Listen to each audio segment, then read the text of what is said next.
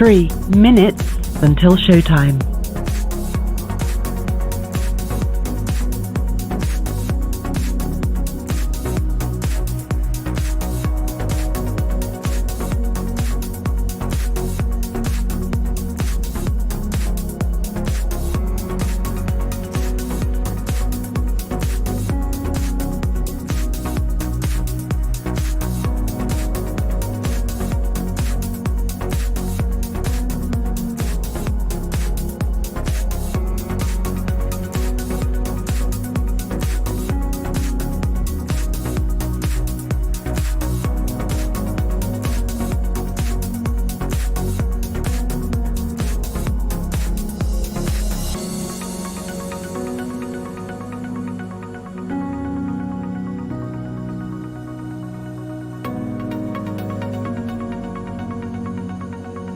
Two minutes until showtime.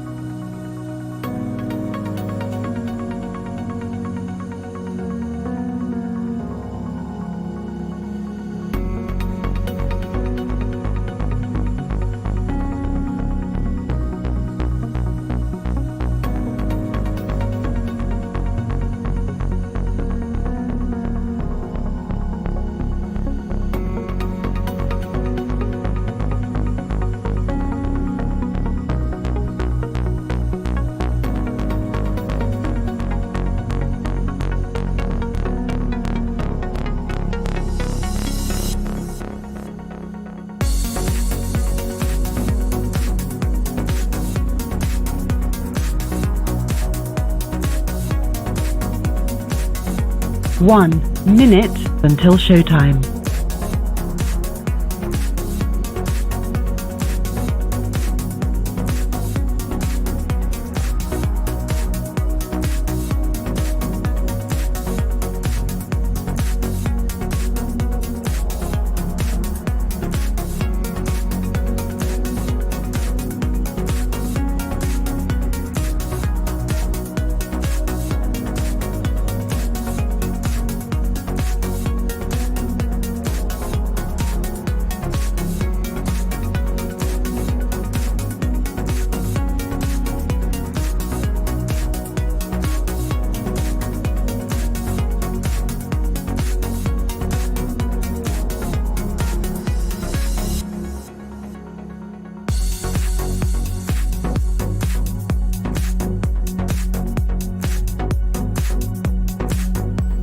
Your show will go live in 5 seconds. 4, 3, 2, 1.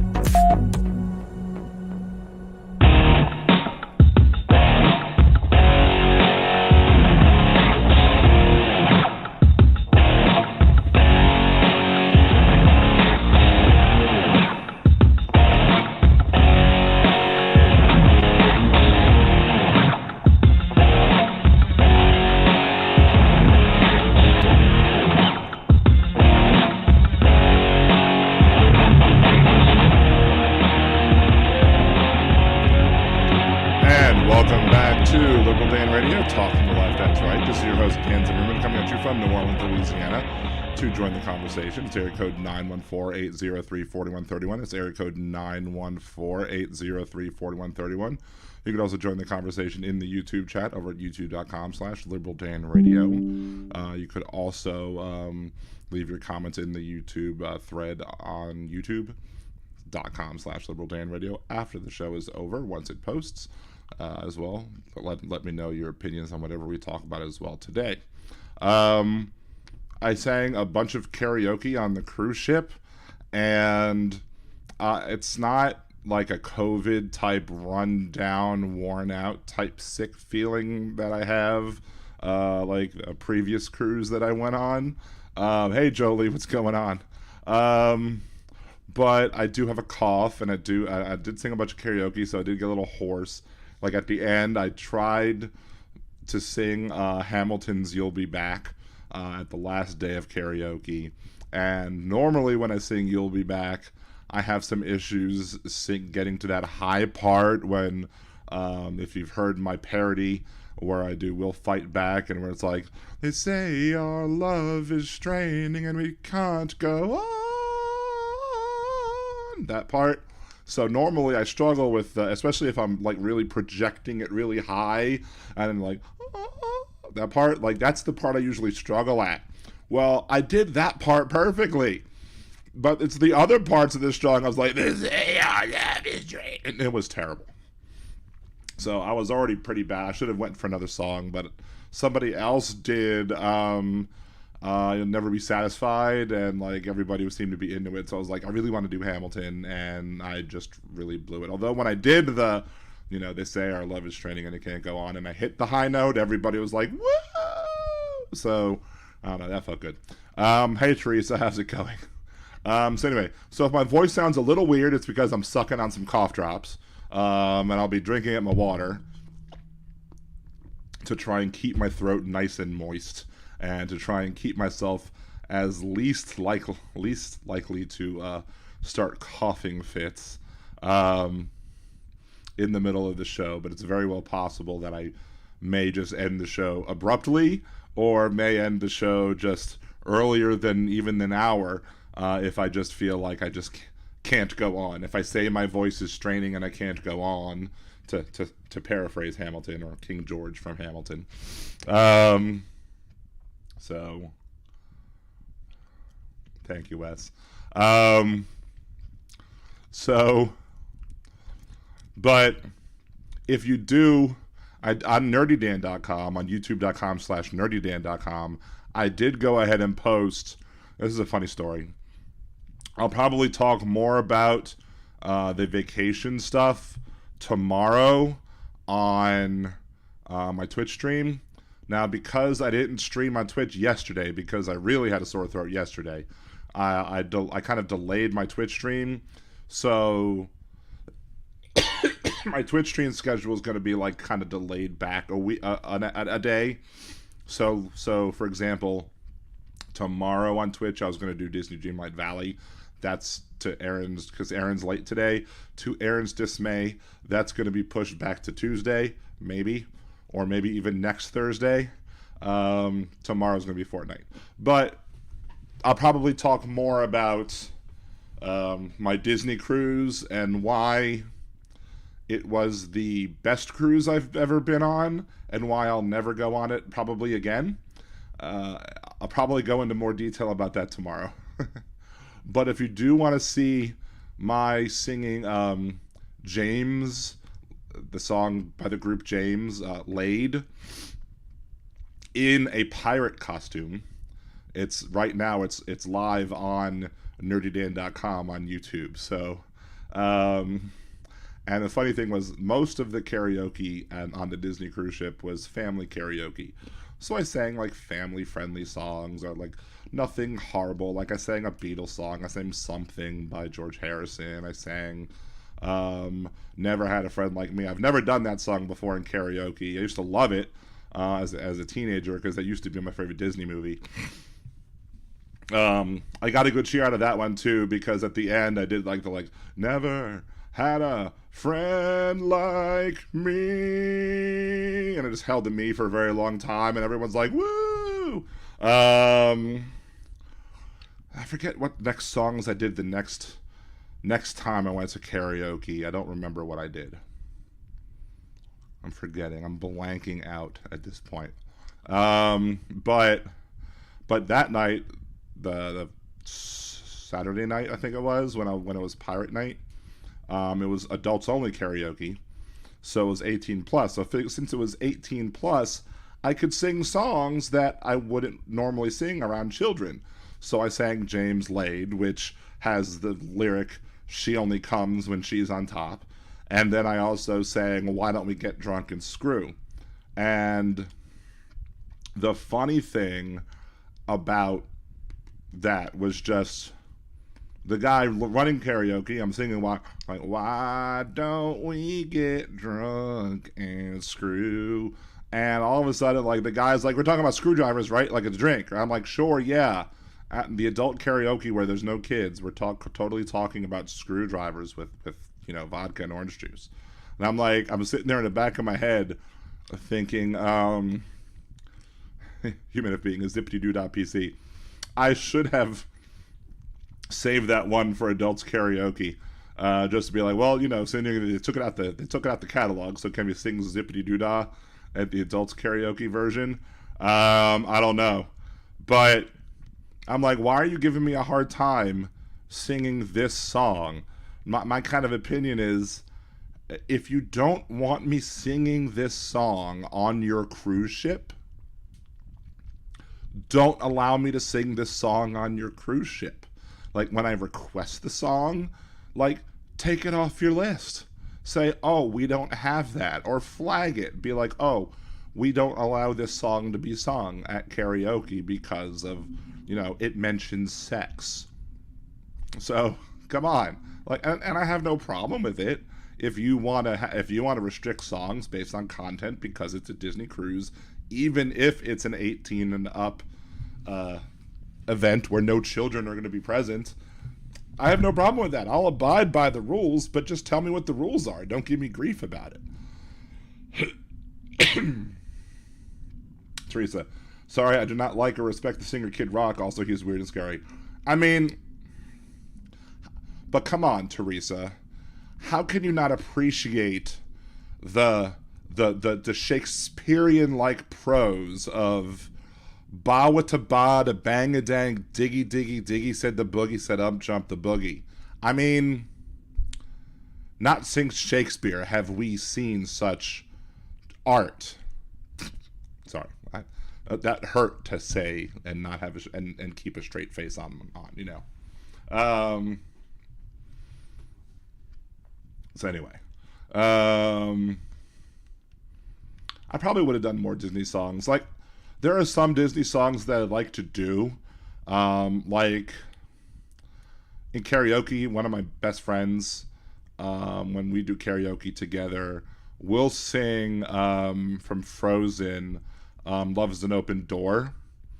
And we do it together, and it's really fun, and we do a really good job with it. But she wasn't there, so I couldn't sing with her. And Cassie will go to karaoke with me, but she won't sing. So see Liberty, Missouri. MO is Missouri, right? Cutting funding for libraries in the state. Of course they are. Teresa Attack. Sadly, I like 2 of Kid Rock's songs. Yeah, I mean, it's unfortunate that his songs are catchy. He has some catchy songs. Like, I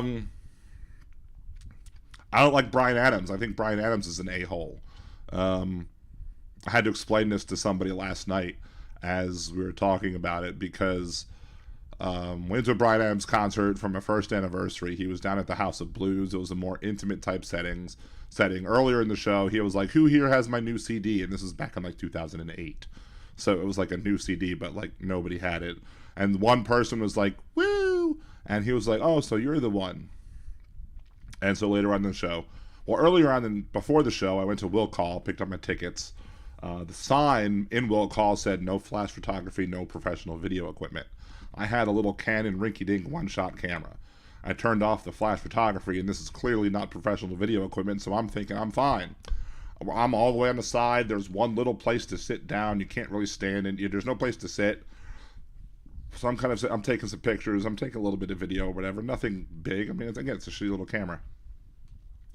Bryan Adams points me out, and there was everybody by the stage with their cell phones. I mean, it's their crappy little 2008 cell phones, but they all have their cell phones videoing or whatever like that. And he picks me out of the crowd, and he was like, "I don't want to see this up on YouTube."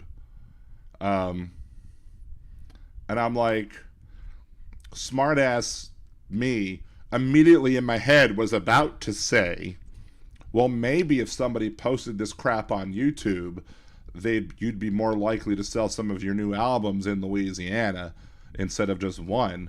But I didn't want to get kicked out because I didn't want Cassie to not be able to see the rest of the show.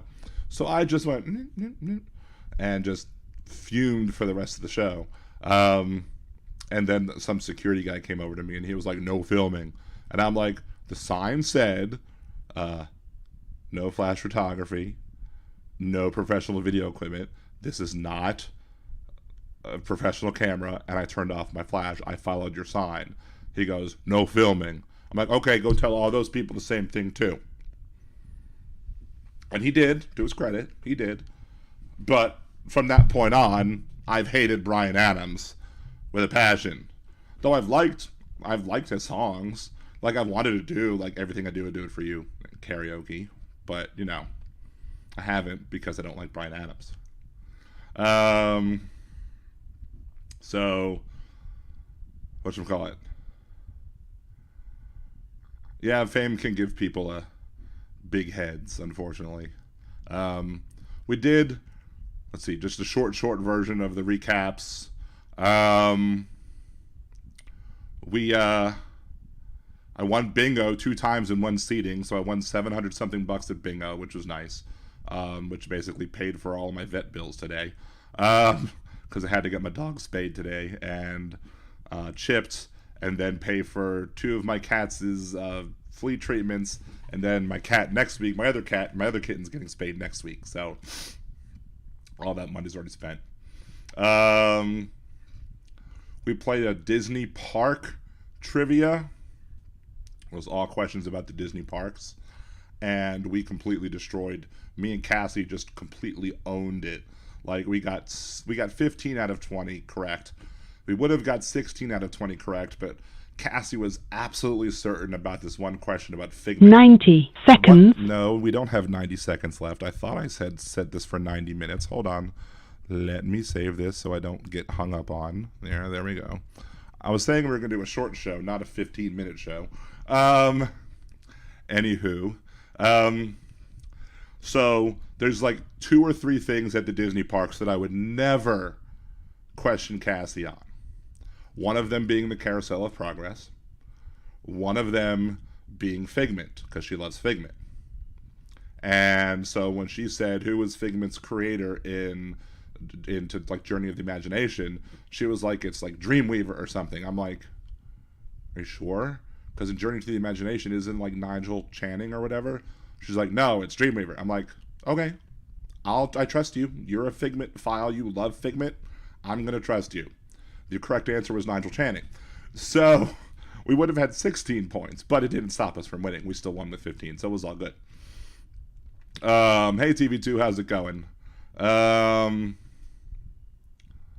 Jeff Cray, never figured out if Bryan Adams was an old guy that looks young or a young guy that looks old. Yes. That's the correct answer, is yes.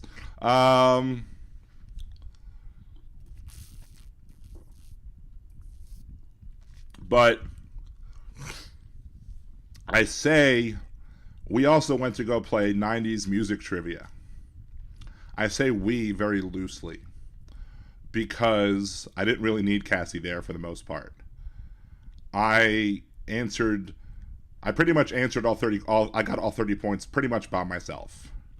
Like, we were a little bit back and forth on who sang Macarena, but like, we were kind of back and forth, but we settled on the one that I pretty much was, because we had gotten that one wrong before on another trivia question, and we were like, what's the right answer? Is it Los something? It was Los something. No, is it Los Del Rios? I think it's Los Del Rios. And she was like, no, I think it's the other one. I'm like, no, I think it's Los Del Rios. And when they got to that question, the guy was basically saying, this is the one where everybody's going to lose a point.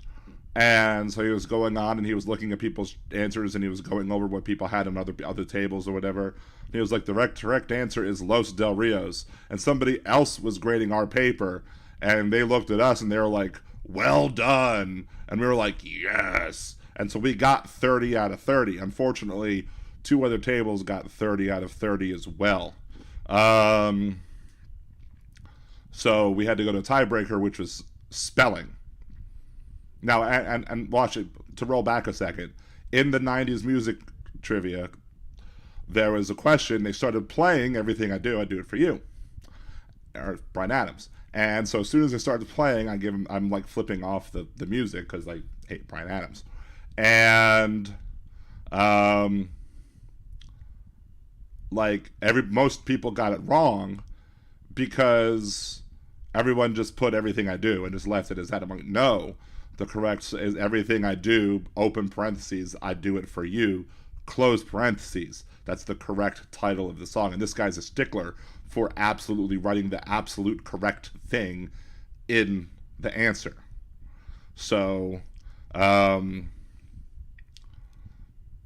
like, for example, like there are people who are getting things wrong, like they played Britney Spears, and everyone, like a half the people put "Hit Me Baby One More Time."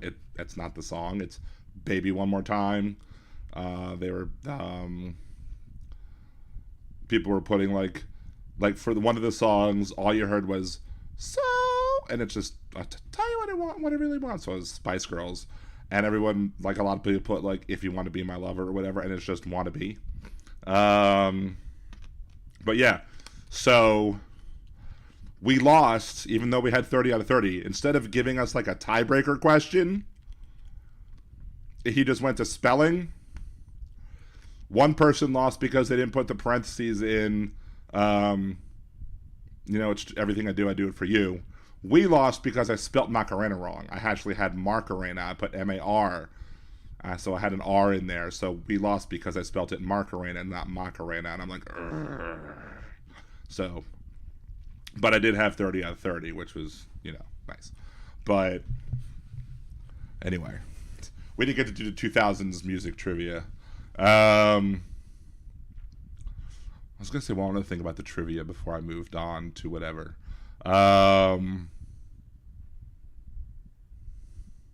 Human FB, missed opportunity for Disney karaoke. You Can't Take Me, Bryan Adams from Spirit Stallion of this Cameroon. I don't even know if I know that one. There was another one that we did. It was Star Wars. There was a Star Wars trivia, and like Nerdy Dan, I love Star Wars. You'd think I'd hit that one out the park, right? I only got 10 out of 20 on that one. And on that one, there was some questions where everyone was like, what? And like, I got one of them right because it was like from one of the cartoons. And I only got 10 right. Because again, it was like, you had to get like exact quotes correctly. Like,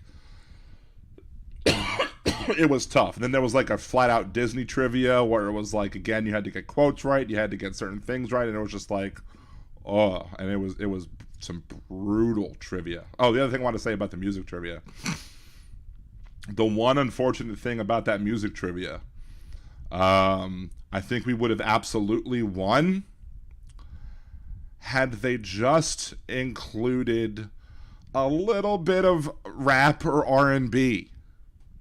Because it wasn't like 90s pop trivia. It was 90s music trivia. There was no rap. There was no R&B in it. It was all pop and like pop rock. There was not really anything rap R&B wise. Like, had they put in a little bit of that, this crowd was so unmelanated, it was ridiculous. Like, I think we would have destroyed them at that point if there would have been just at least 3 or 4 questions that would have had some rap or R&B knowledge. I think we would have won. So, anyway, but it was still fun. As I said, I'm not going to talk much about the cruise, and I've already talked 20 minutes about the cruise. Again, I have a cough. I have the sore throat from karaoke, and I don't know what the cough is. I don't know if I have any little bit of bronchitis or something or whatever. I didn't test for COVID, but I don't feel like I need to test for COVID because it doesn't feel COVID-y. I don't feel like fluish or COVID-y or whatever, or cold. It doesn't feel like that, so I'm not bothering.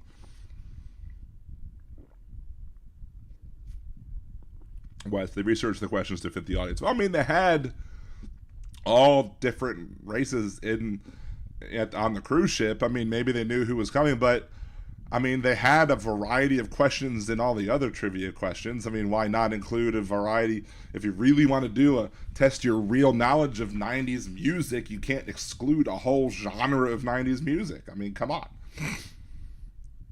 So, anyway.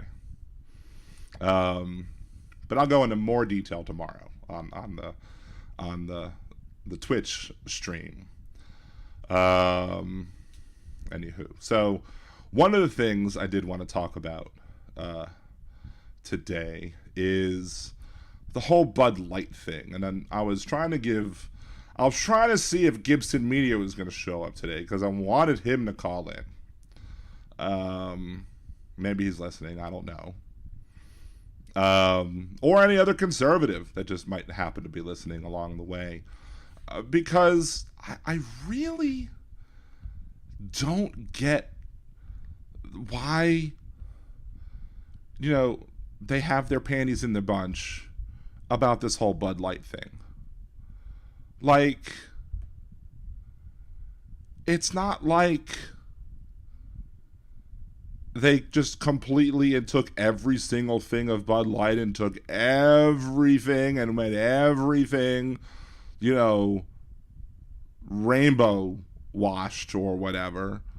They had one thing where one trans woman did one thing and I think maybe won a contest or something, maybe won $15,000 or something because she was, had a video of herself carrying beers. Like, this is what I'm reading from Vox. In Vox, in early April, Bud Light sent an influencer named Dylan Mulvaney a handful of beers. Mulvaney, in turn, posted a video of herself dressed like Holly Golightly from Breakfast at Tiffany's using said beers to celebrate both March Madness and her first year of womanhood. One of the cans featured her image. It was part of a paid sponsorship deal and promotion for some sort of sweepstakes challenge where people can win $15,000 from Bud Light by sending in videos of themselves carrying a lot of beers. This made some people very mad, and not because Holly Golightly wasn't really a beer girl. It was instead because she was a trans person. Trans issues are currently front and center in America's culture war, blah, blah, blah, anti-trans sentiment. Bud Light has found himself in the eye of the anti-trans storm. Kid Rock is shooting cans of the beer. Travis Tritt is banning the brand from a store. Right-wingers are calling for a ban of the brand. He's seen some liquor store owners has seen a 20 to 25% dip in Bud Light sales. Like,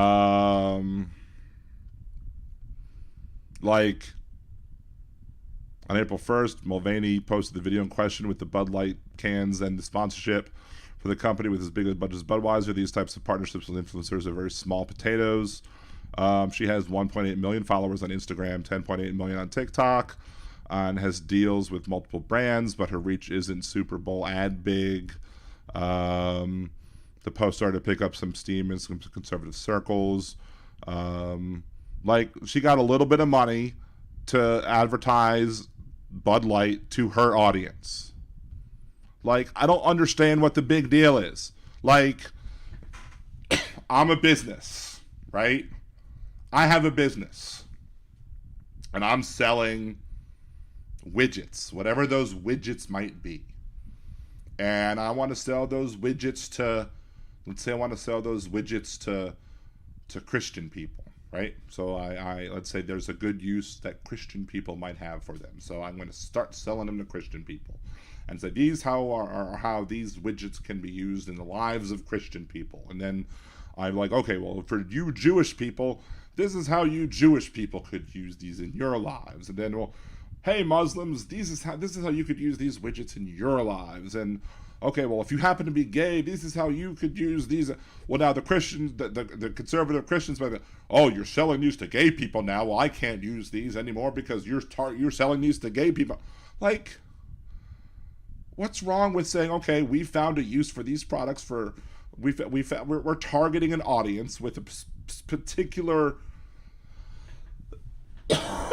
or not even using it differently. Like, we're just going to make a series of ads for your audience. Your audience likes a certain type of ad, so we're going to make an ad for your audience that will appeal to your people, and we're going to sell this shitty beer to you. Because, let's face it, Bud Light is crappy beer. You drink Bud Light because you like crappy beer. I mean, it's cheap. It's crappy beer. Now, I mean, if you like it, I don't care. Have I drank a Bud Light before? Sure. Why? Because it's cheap and I want to get drunk. Probably in college. I never I was never under any impression that it was anything other than a crappy beer I was drinking to try and get drunk really quickly. I much prefer other things, like, cider, like a hard cider, like you can pay for, if you want to pay for a cider from me, by going to liberaldan.com and clicking the buy me a cider button if it's still visible, because I'm still playing around with the looks, or just going to buymeacoffee.com/liberaldanradio and buy me a cider that way. I much prefer hard cider. I like rum and cokes. I like others. That's my preferred alcoholic beverages. But and if it's going to be a light beer, I prefer like a Coors Light to a Bud Light anyway. But if it's a light beer, if it's a regular beer, I prefer like a Corona or Killian's or something. Anyway, Deminox. Still at work, got out 2.5 hours ago, or you should have gotten out 2.5 hours ago. Wow. That sucks.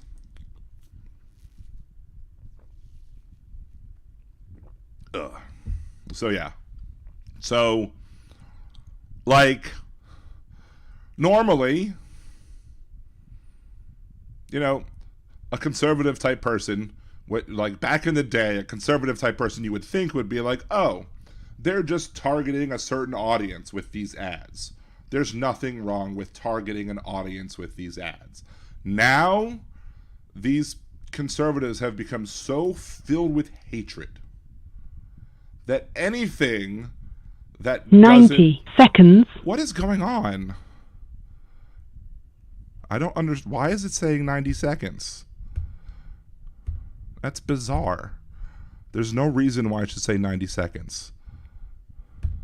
I don't know. That was really weird. Wait, what are you saying? Wes, are we brainwashed during sleep? Fluids washing through our body. Scientists at Boston University have discovered that during sleep, the brain exhibits waves of blood oxygenation followed by waves of cerebrospinal fluid. Wait. Dude, so I agree. I lost you, Teresa. Let's see. I think I missed something that you said, Teresa.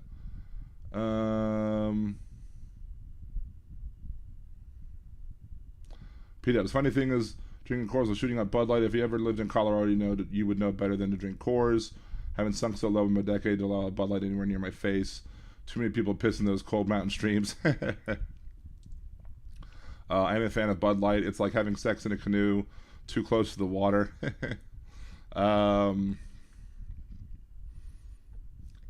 Excuse me. Wes got some $2 words going tonight. That's what Hal was talking about, so I looked it up. Cut and paste. Okay. Anyway, yeah, but conservatives are, they're just, I was talking about, I forget what Twitter account I was talking about this on, but basically it was just like, we're trying to figure out why conservatives are like the way they are. And it's like, basically I was just using their own language against them. Where, a lot of the times, I used to question some evangelical folks who would be on the University of New Orleans campus. Excuse me. And I would be like, look, I don't understand the concept, because I was raised Jewish, obviously. And I don't understand the concept. So somebody could be a horrible person. They could rape and murder and steal and embezzle and molest. They could do all these terrible things to all bunches of people their entire life. And at the end of their life, on their deathbed, they could repent all of their sins and accept Jesus Christ as the Lord and Savior and still go to heaven. But yet, somebody could live a life where they do nothing wrong.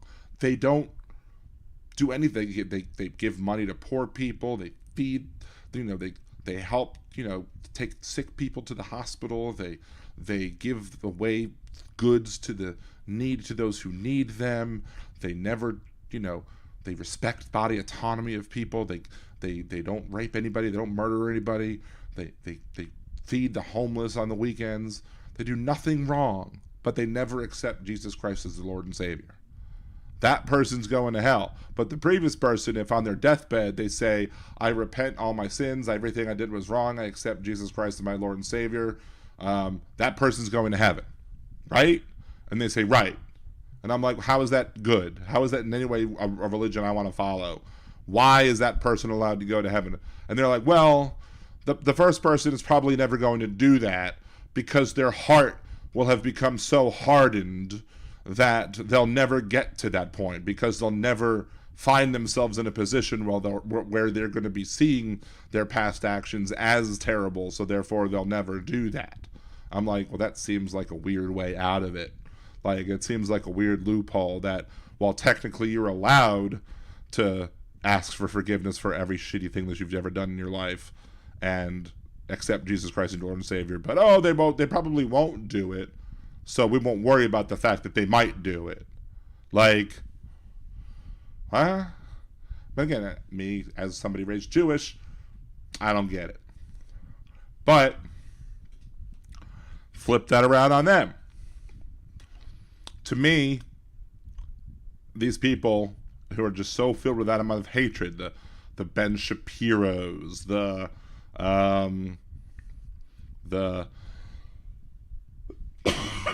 Ron Johnsons, the Matthew Gateses, the Marjorie Taylor Greens, the Boeberts, all of these clowns, and the people that vote for them, all the people that protested on January 6th, even the ones that didn't go into the Capitol, the ones that just stood outside shouting, "Hang Mike Pence." The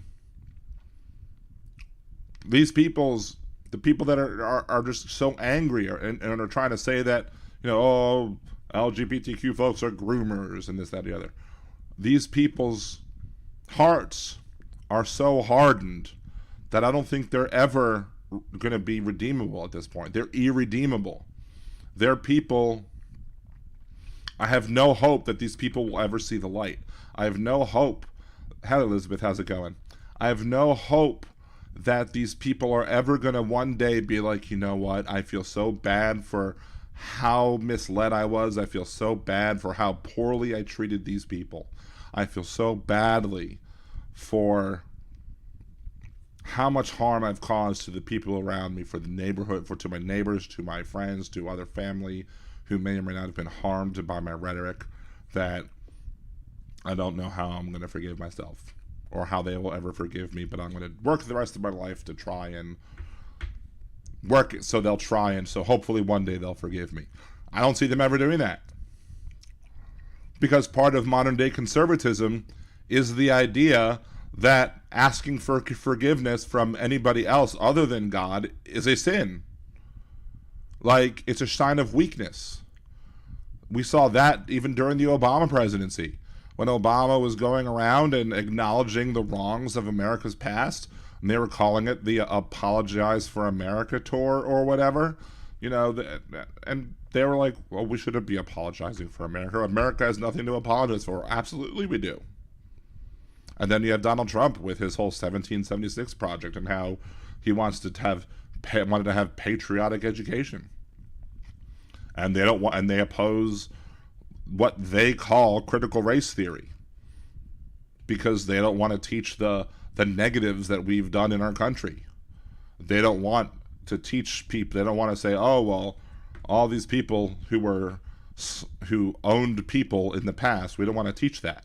We don't want to teach the negatives about our country. We want to teach the positives about the past of our country. Because we don't want to say that anything we ever did was wrong. Anything that our founders did was wrong, because, as was said this morning or whatever on Jeff Carrera's show, that, these founders were just they were divinely inspired. That's what they believed. They were divinely inspired. Somebody said, if we would have, everything needed to be done unanimously at the beginning of this country, and only two states wanted slavery. It was like Georgia and South Carolina were the only two states who demanded that we keep slavery. Oh yeah, well then the rest of them were sure as hell happy to keep it when it came to the Civil War, right? They sure learned to love it between 1776 and 1865 now, didn't they? Um, Teresa, my younger sister sadly is so angry and conservative, a year younger than me, and that's really really weird. I find like I can't imagine having people in a family with such diverse political views, especially coming from the same household. Like, it's kind of hard. It's weird for me. It's different for me because I'm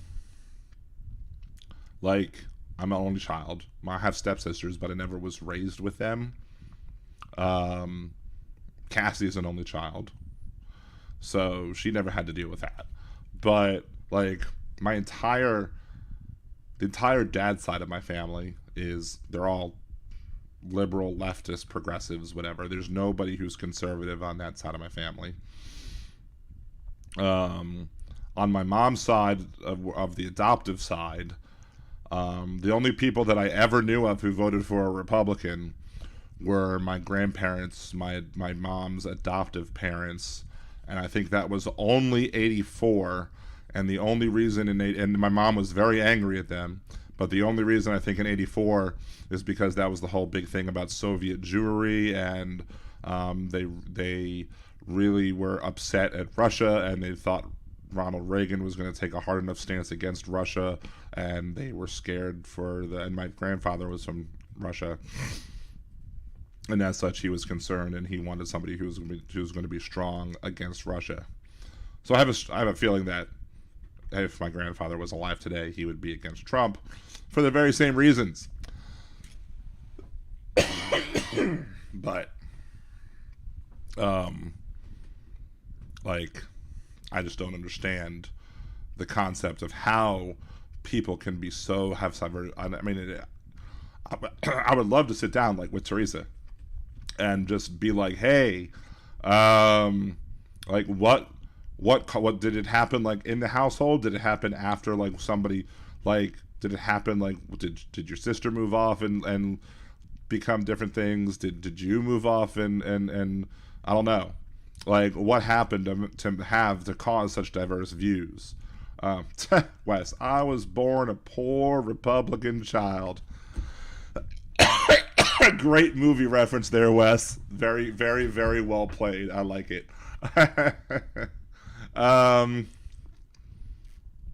Hello, Aaron. How was the play? Hey, Andrea, how are you doing tonight as well?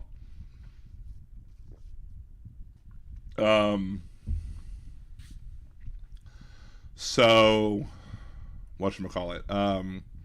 Like, I think my cousin, maybe one of my cousins, I think for a hot minute, like, converted from Judaism to Christianity, and my aunt was concerned, and I was like, as long as he's a good person, it's fine. But I don't think he really ever became conservative, so I don't know.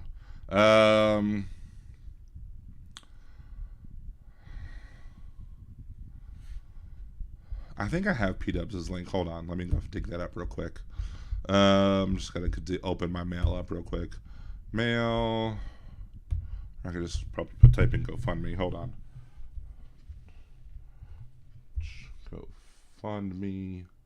No, it's not that one. Boop-a-doop-a-doo. And then gotta click that one. Excuse me. I'm actually doing better than I thought I would as it pertains to coughing and as it pertains to having a sore throat, which is actually better. My sister yelled at me for voting for Biden. Wow. Yeah, P-Dubs, I hope he yelled back. Yeah, I hope so too.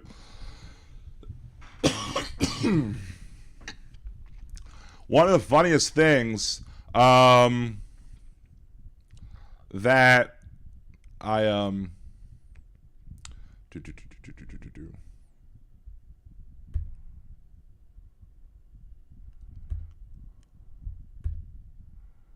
boo. No. That's not right. That's the wrong email thread. And is it this one? No.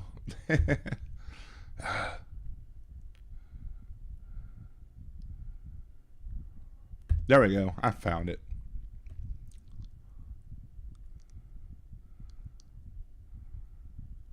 if I can only copy and paste right. I need to buy a new mouse. I need a new mouse. Because the one on my computer sucks. And the one that I had for my computer really worked terribly. Almost 7 hours of modding HAL. Wow, that's crazy. I haven't watched a HAL stream in forever.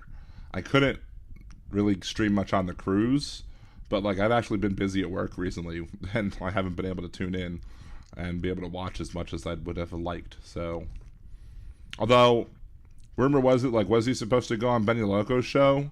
I don't want to miss that one. I would like to see him go. I would like to see it when he goes on Benny Loco's one. So,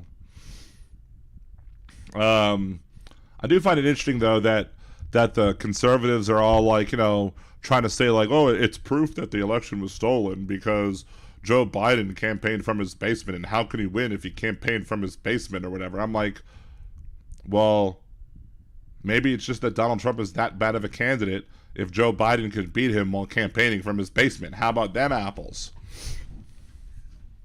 So, I don't know.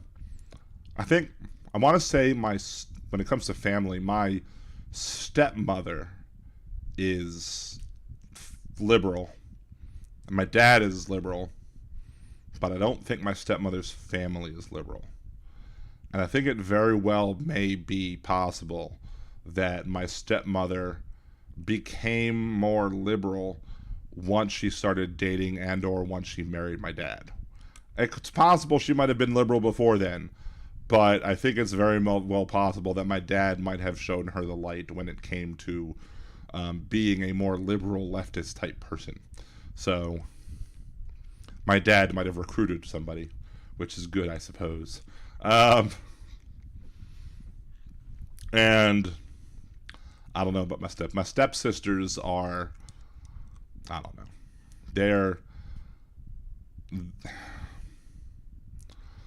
I don't think my older of the two stepsisters is at all politically active. I think my younger of my two stepsisters is more influenced by her husband than anything. I think he may be more libertarian than anything, like maybe more socially liberal, but with conservative streaks here and there. I don't know. We don't talk that much, but I mean, we're far away, and she's not on Facebook. I don't talk on. She only usually talks on Snapchat, and I don't talk on Snapchat too much. So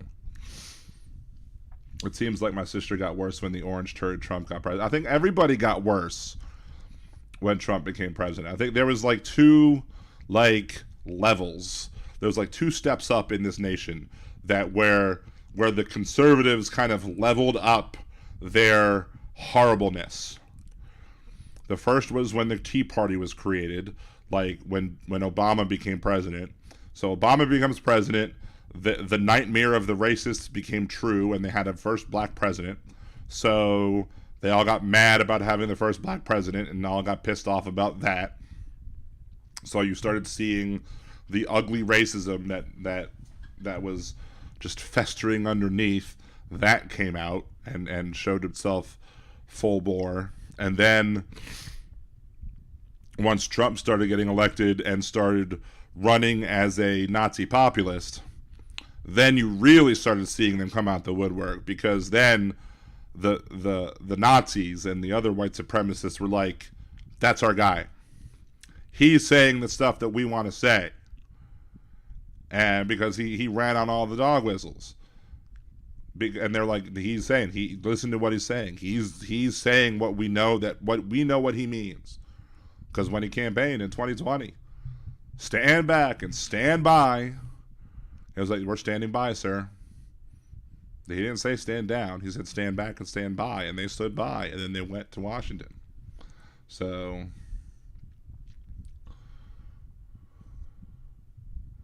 let's see.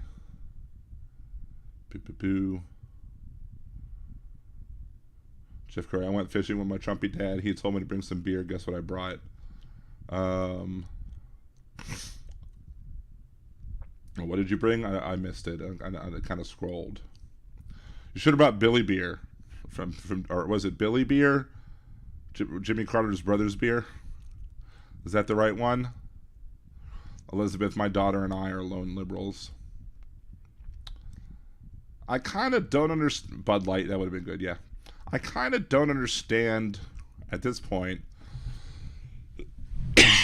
how any woman could be a conservative with the attack on womanhood. I mean, we have the whatchamacallit. Let's see. Let's pull this up real quick. Let's talk about this one a little bit. I still don't see Gibson Media in the chat. He hasn't popped up because I do want a conservative to call in. I did put out the call to be like, hey, conservatives, come call in. Come explain to me why you're mad about Bud Light, because I want to see if they can explain it. Because I'm pretty much guaranteed. I'm almost calling my shot here that if a conservative calls up and explains why they're mad about it, they're not going to explain what actually happened. It's going to be some straw man of what actually happened. And then I'll have to be like, that's not what happened. That's not what happened at all. You have it wrong. But they won't admit that they're wrong. They'll just say, well, whatever. I still don't like Bud Light. I still think they're woke. They're go woke, go broke. Their calling card or whatever it is. Anywho, but let's see. Court rules against FDA. Because I think there's a stay against... Because there was a ruling against the FDA, of course, by the activist conservative appointed by Trump in the lower court, that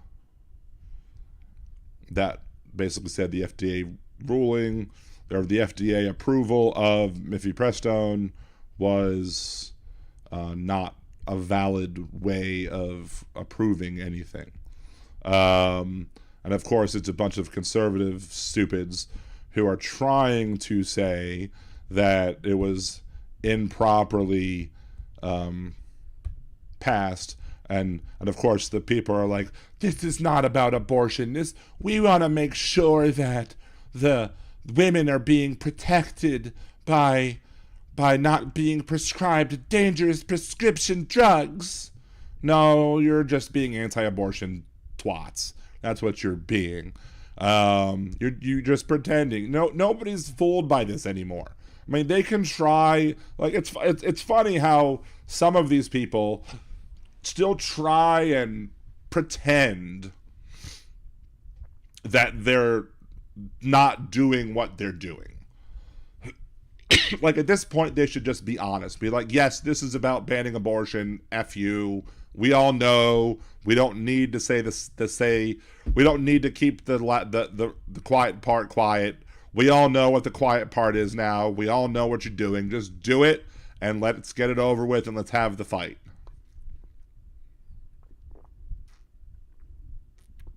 I saw part of the interview with Trump and Tucker Carlson. Yes, and his silliness about how he thinks Biden shouldn't run. Of course he thinks Biden shouldn't run. Why would he want Biden to run? Biden beat him, and Biden will likely beat him again. So of course he doesn't want Biden to win. So that's why he's going to say that Biden shouldn't win. This is a 67-page opinion. But we're going to go over it a little bit. Well, let's just scan through it. I think when we get the Supreme Court ruling on this, we are going to have a live, when it comes live from the Supreme Court and when it comes down on whether or not this is an actual, if they're going to come down and overturn, if they're going to uphold the lower court ruling or whatever, or if they're not, or if they keep it legal, if they keep mifepristone legal, I mean, I'll do a short live about it. But if they actually have a ruling that overturns the FDA's approval of mifepristone, we're gonna have a live show on that one. Let's see. Before the court's point of motion, court grants in motion in part. Background: over 20 years ago, the FDA approved chemical abortion. The legality of the 2000 approval is now before this court. Why did it take 2 decades before judicial review? After all, plaintiffs' petitions challenging 2000 approval date back to the year 2002. Right, simply put, FDA stonewalled judicial review until now. That seems kind of non-professional for a judicial ruling. Like, it seems kind of editorialized. The FDA stonewalled judicial review. Like, that seems kind of activist at Mr. Judge. Before plaintiffs filed this case, the FDA ignored their petitions for over 16 years, even though the law requires an agency response within 180 days, blah, blah, blah. FDA waited 4,971 days to adjudicate the plaintiff's first petition and 994 days to adjudicate the second. The FDA responded to plaintiff's petitions within 360 days total allotted, the case would have been in federal court decades earlier. Instead, the FDA postpones and procrastinated for a total 6,000 days. Probably because they believe that these people had no merit, but whatever. Plaintiffs are doctors and national medical associations that are fraudsters and full of shit. That provide health care for pregnant. They don't provide health care for pregnant women. And post-abortive women and girls. Yeah, I'm sure they do. Plaintiffs sued defendants to challenge multiple administrative actions, blah, blah, blah, blah, blah. In 1996, the Population Council filed a new drug application with FDA for mifepristone, blah, blah, blah. Let's see. It was approved.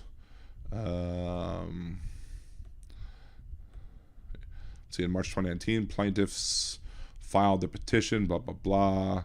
After plaintiffs filed suit, the holder of the NDA for mifepristone moved to intervene as a defendant. Plaintiffs are now seeking preliminary injunction ordering defendants to withdraw and suspend. Legal standard. A court may issue a preliminary injunction when a movant satisfies the following four factors: substantial likelihood of success of the merits, substantial threat of irreparable harm if the injunction does not issue. What harm? That's what I don't know. What harm? Threatened injury outweighs any harm. What injury? And the grant of an injunction is in the public interest. It's not. Analysis. Plaintiffs have standing. No, they don't. Judicial power of federal courts is limited to cases and controversies. The case or controversy requirement requires the plaintiff to establish he or has standing. Has standing, the party must, invoking federal jurisdiction, must show that he has suffered an injury, in fact, that is concrete, particularized, and actual or imminent. That the injury was likely caused by the defendant, that the injury would have likely been redressed by judicial relief. Courts should assess whether or not the alleged injury to plaintiff has a close relationship to harm traditionally recognized as providing a basis for lawsuits in American courts. So what's the injury that these medical people would have had they not acted? Plaintiff medical associations supposedly have associational standing. An association or organization can establish an injury in fact through either of two theories, appropriately called associational standing and organizational standing, easy for me to say, by Greater Houston v. Texas. Under a theory of associational standing, an association is standing to bring a suit on behalf of its members when its members would otherwise have standing to sue on their own right. The interests are, why would the members have a reason to sue on their own right? Here, the association members have a standing because they allege adverse effects from chemical abortion drugs can overwhelm the medical system and place enormous pressure and stress on abortion. See, this is such bullshit. Like, hey, Benny Loco, how's it going? Thank you for showing up. I appreciate you. This is such bullshit. I know I normally don't curse a lot on the show, but this is just such bullshit. Like, the association members have standing because they allege adverse effects from chemical abortion drugs can overwhelm the medical system and place enormous pressure stress on doctors during emergency complications.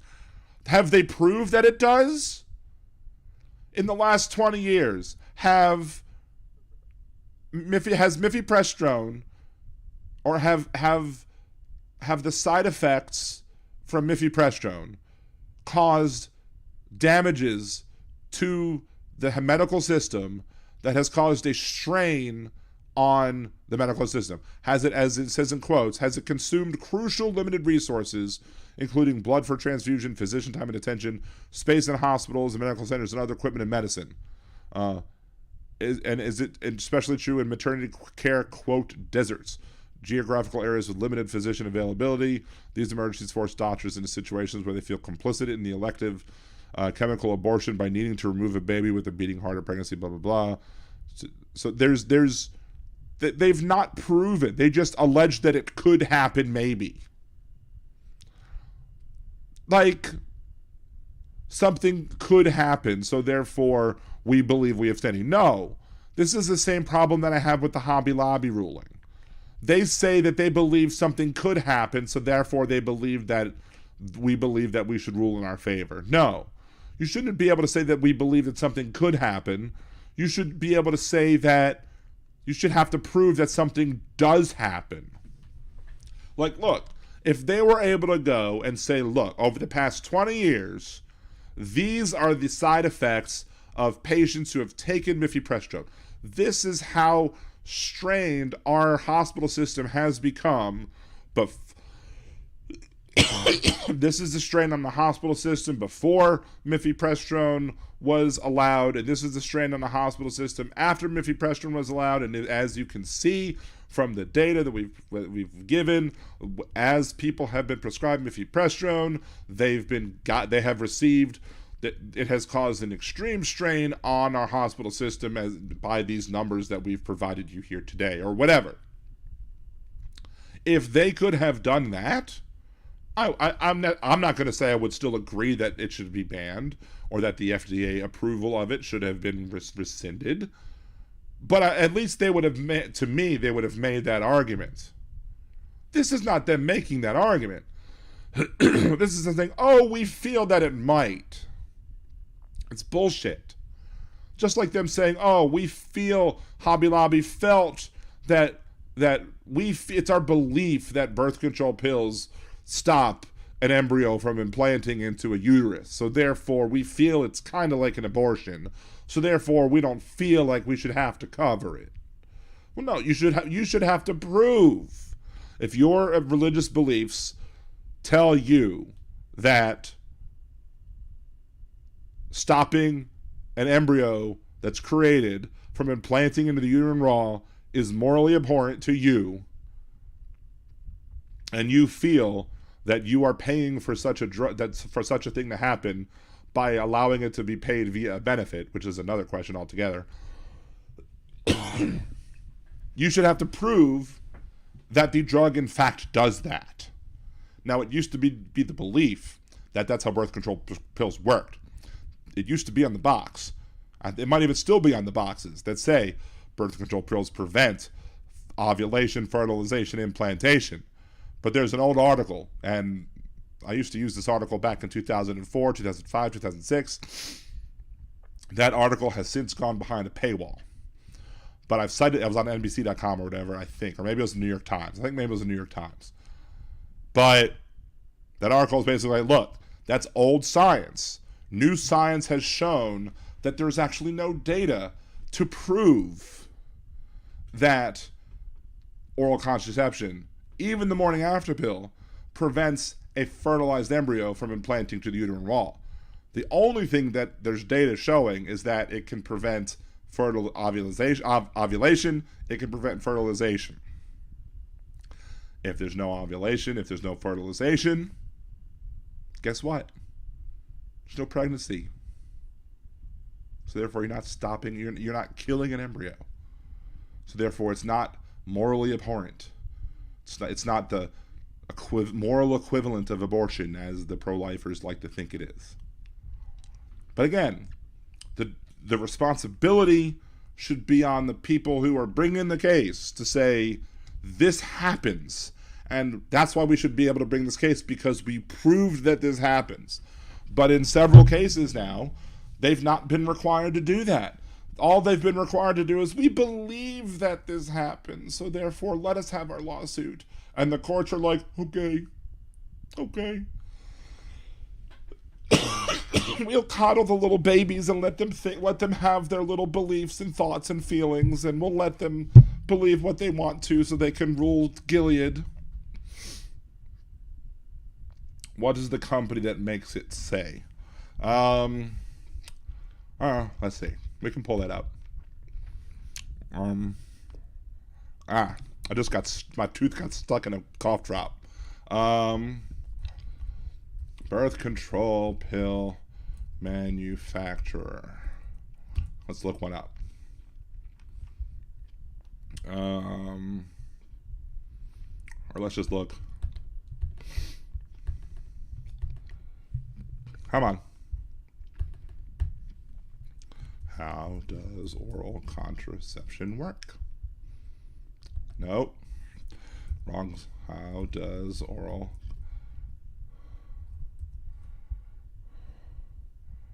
prevent pregnancy? There we go.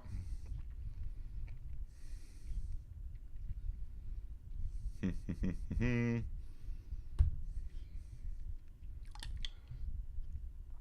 mean, I don't know if this is the best site to use.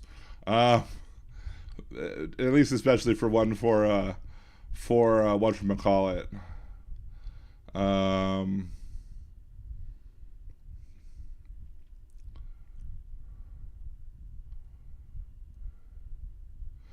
According to PlannedParenthood.org, which no conservative is going to believe, birth control pills work by stopping sperm from joining with an egg.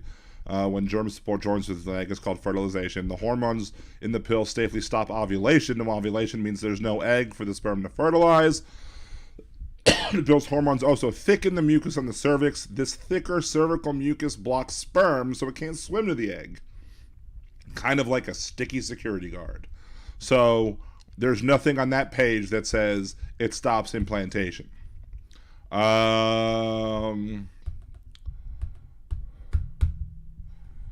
Birth control. Pill label.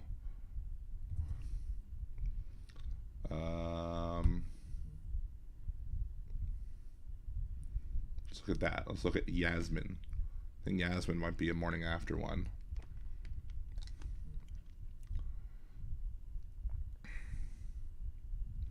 Well, RE46 is the one with mifepristone. That is the abortion pill. That is not the morning after pill. Boom, boom, boom, boom, boom.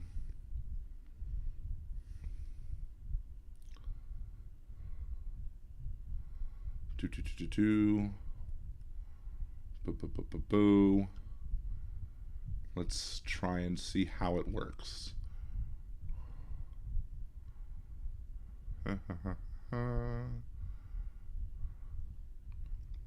It's a big ass sheet.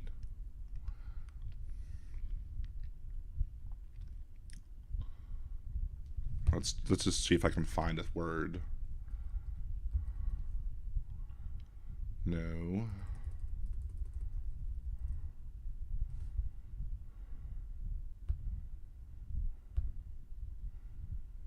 Where's that? No.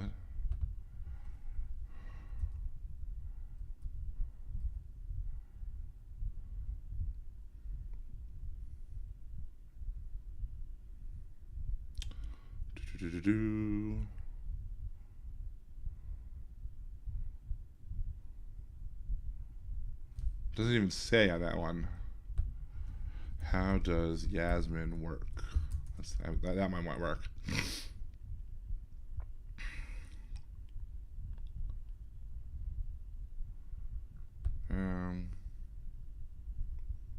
Let's see.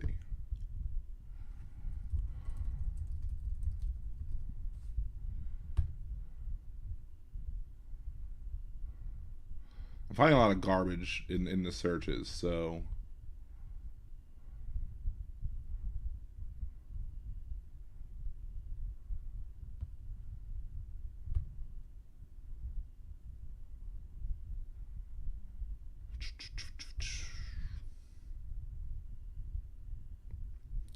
I mean, because some of the stuff is here, but it might be old.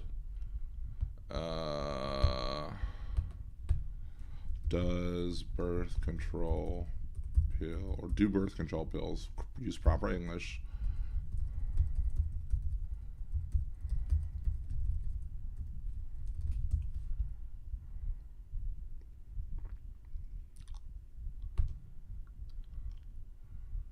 Let's see if I can find this, if it's still behind a paywall or not. This is the New York Times article. I'll link to it in the chat. Maybe it's behind a paywall for y'all. Maybe it won't be. I don't know. But here's what it is.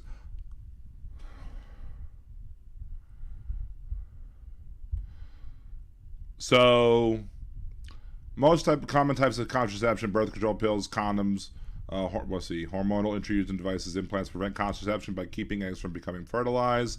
The description abortion-inducing is most often used by anti-abortion religious groups to characterize methods they believe can prevent a fertilized egg from implanting in the uterus. These groups typically say that such methods are morning after pills and copper intrauterine devices. There are two main reasons this belief does not comport with the scientific evidence. First, the medical definition of pregnancy is that it begins after a fertilized egg is implanted in the uterus, not before. That's because probably most fertilized eggs naturally fail to implant on the uterus on their own. Second, a growing body of research strongly indicates that morning after pills such as Plan B and Ella do not prevent implantation. Instead, the pills, if taken up to 5 days after unprotected sex, work to stop fertilization from occurring. They do this by delaying ovulation, the release of eggs from the ovaries that occur before eggs are fertilized, or by thickening the cervical mucus so that sperm have trouble swimming and reaching the egg to fertilize it. A New York Times investigation of the science behind the morning after pills in 2012 prompted the NIH Health website to delete passages suggesting emergency contraceptive pills would disrupt implantation. A spokeswoman for the Food and Drug Administration said at the time that emerging data suggested that morning after pills do not inhibit implantation. So there you go. Let's see if this link works.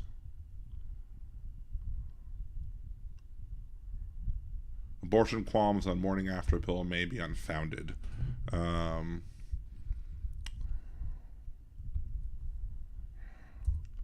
There's that one. That one is the one behind the paywall, I guess. But the first one is not. Oh, Gibson Media is here! Yay! The number is the same one as always. 914-803-4131. 914-803-4131. Wait. Gibson Media, I got Congresswoman Green to check out your show. What? Are you serious?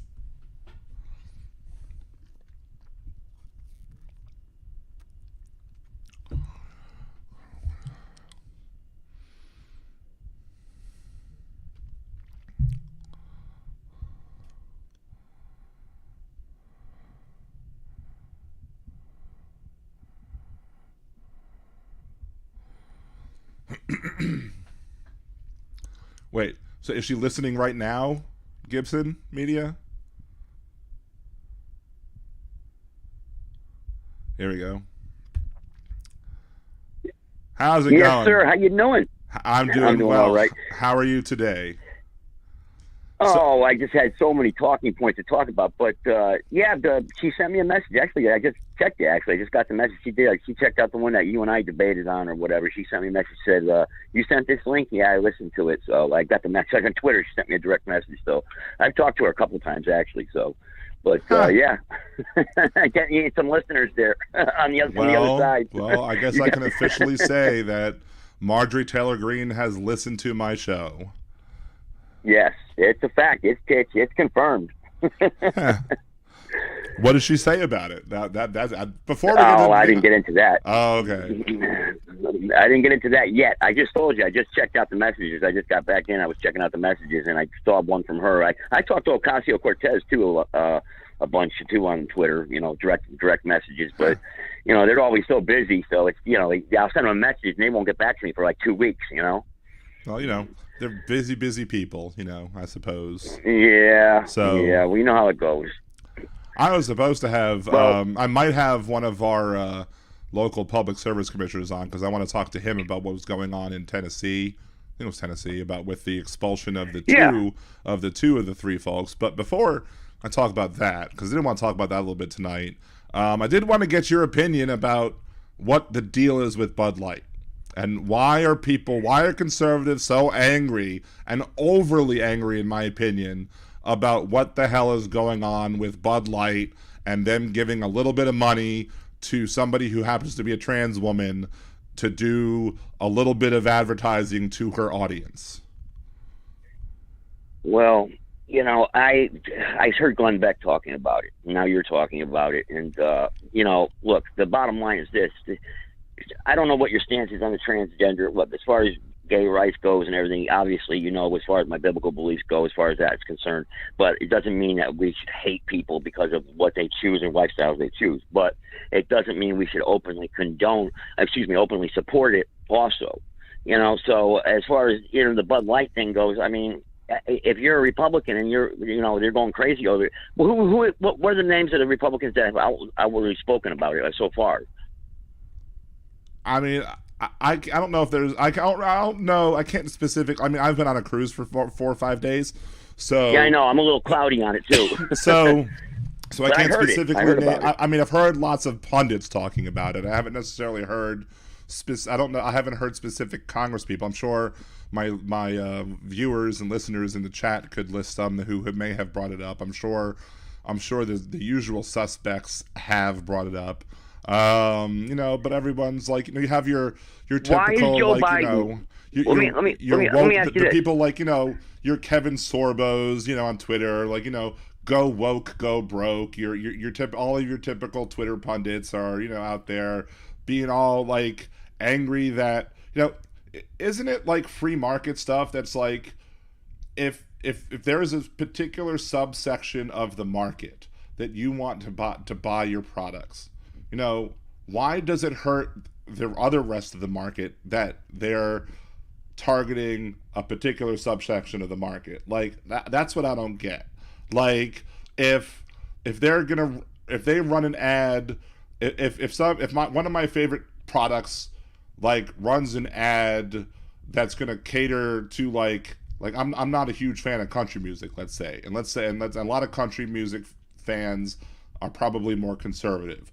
So let's say they run an ad on some country music influencers TikTok or whatever, and it's like more like the conservative messaging that I would like or whatever, and that I would agree with. Let's say I'm not going to sit there and go, well, I'm not going to support that brand because they're giving money to this person who happens to be a conservative. I'm going to say that's probably smart advertising. You know what I mean? Like I'm not going to sit here and be angry and not go eat some cheeseburger because McDonald's is like, oh, well, we want to make money from. Well, then what's the double standard? Then why did North Carolina get rid of the NCAA basketball tournaments when the bathroom issue came up?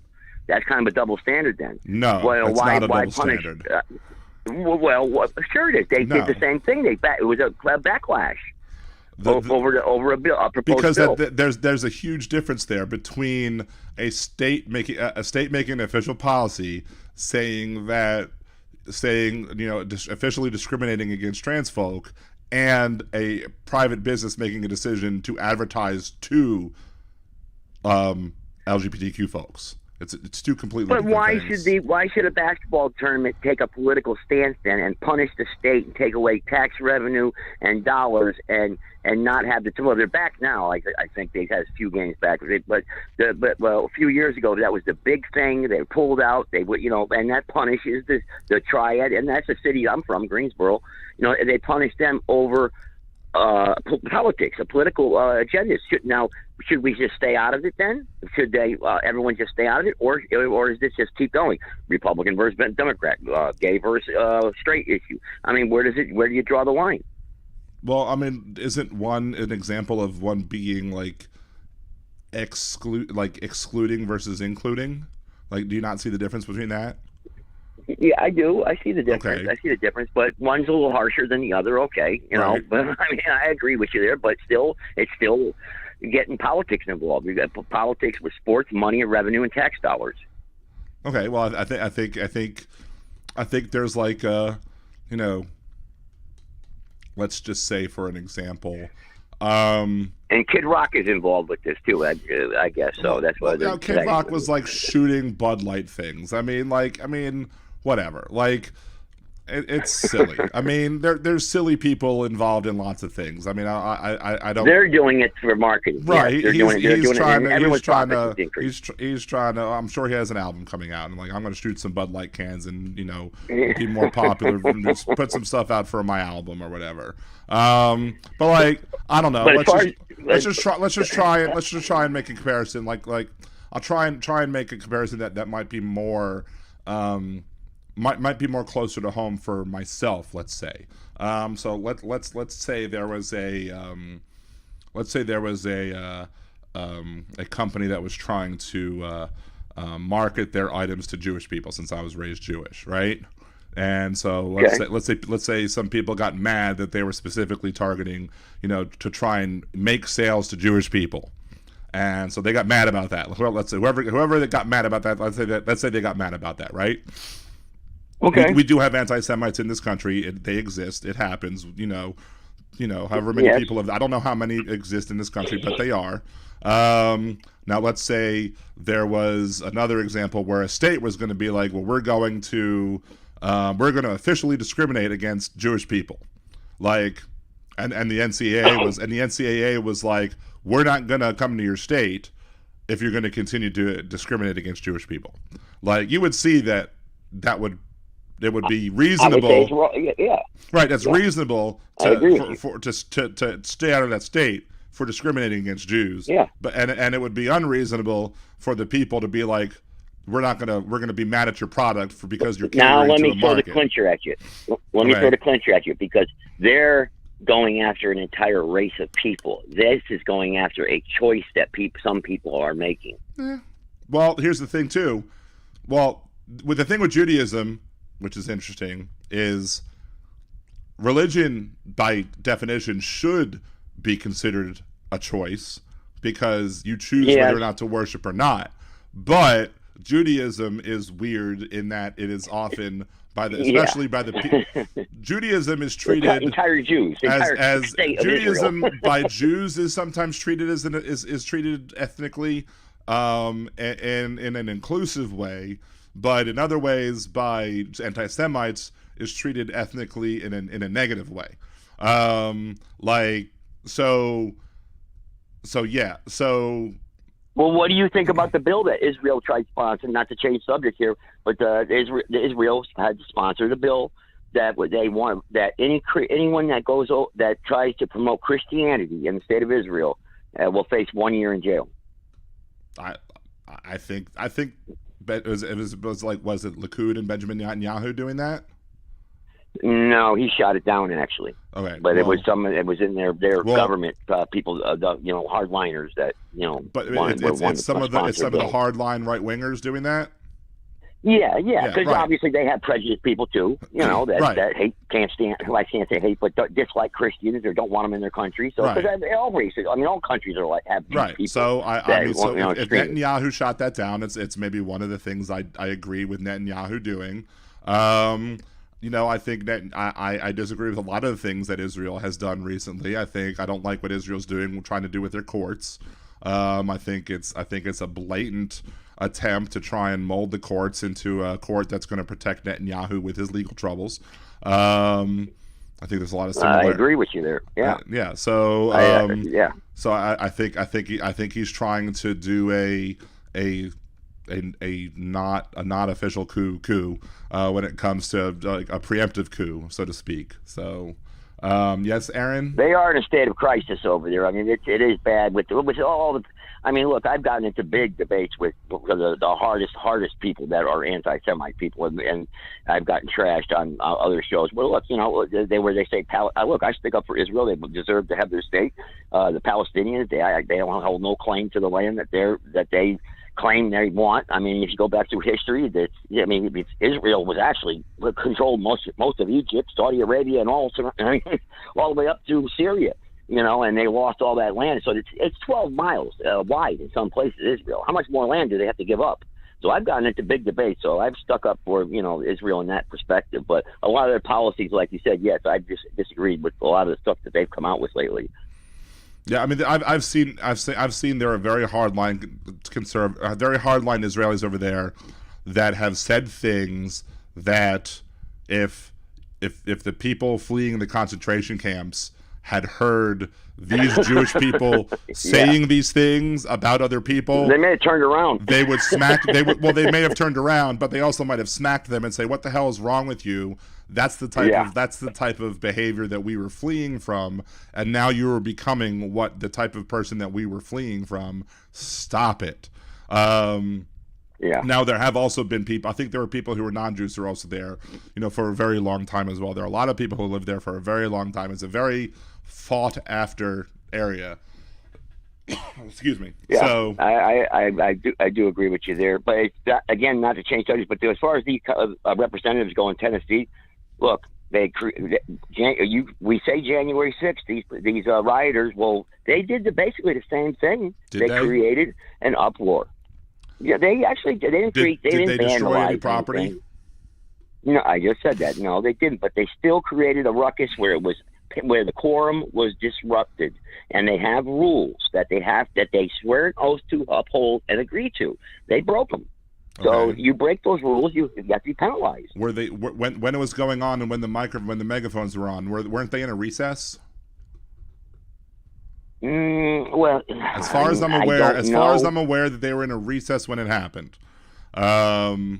So they weren't actually disrupting any official proceedings at that given time. Like nobody stopped. As far as I'm aware, and somebody in the chat can correct me if I'm wrong. As far as I'm aware, no official proceedings had to stop because of the people that entered the chambers or entered the building. And the people that entered the building. If that be the case, if that be the case, but I think they did disrupt the proceedings because they were in the hallways and the state troopers were surrounded and they marched in. I mean, what's the purpose anyway? They're demanding gun control. I know you're not going to disagree on this. We don't need any more gun laws. We have enough laws on the books. The Second Amendment shall not be infringed. What does anyone not understand about that?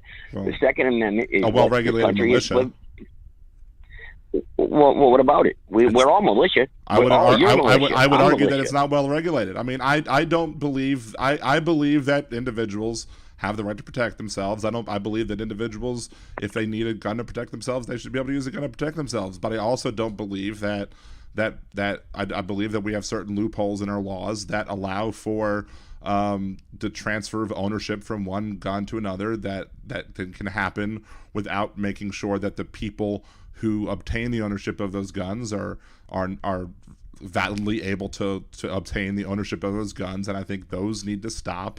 I do think there are examples where, with due process, that if somebody is shown that they should not be they're not somebody who can safely own a weapon, that they should have the ability to own the weapon be stripped from them, So shall not be infringed. What's that mean to you? Shall not be infringed. It's very clear. Shall not be infringed. Right, but you can't infringe my rights.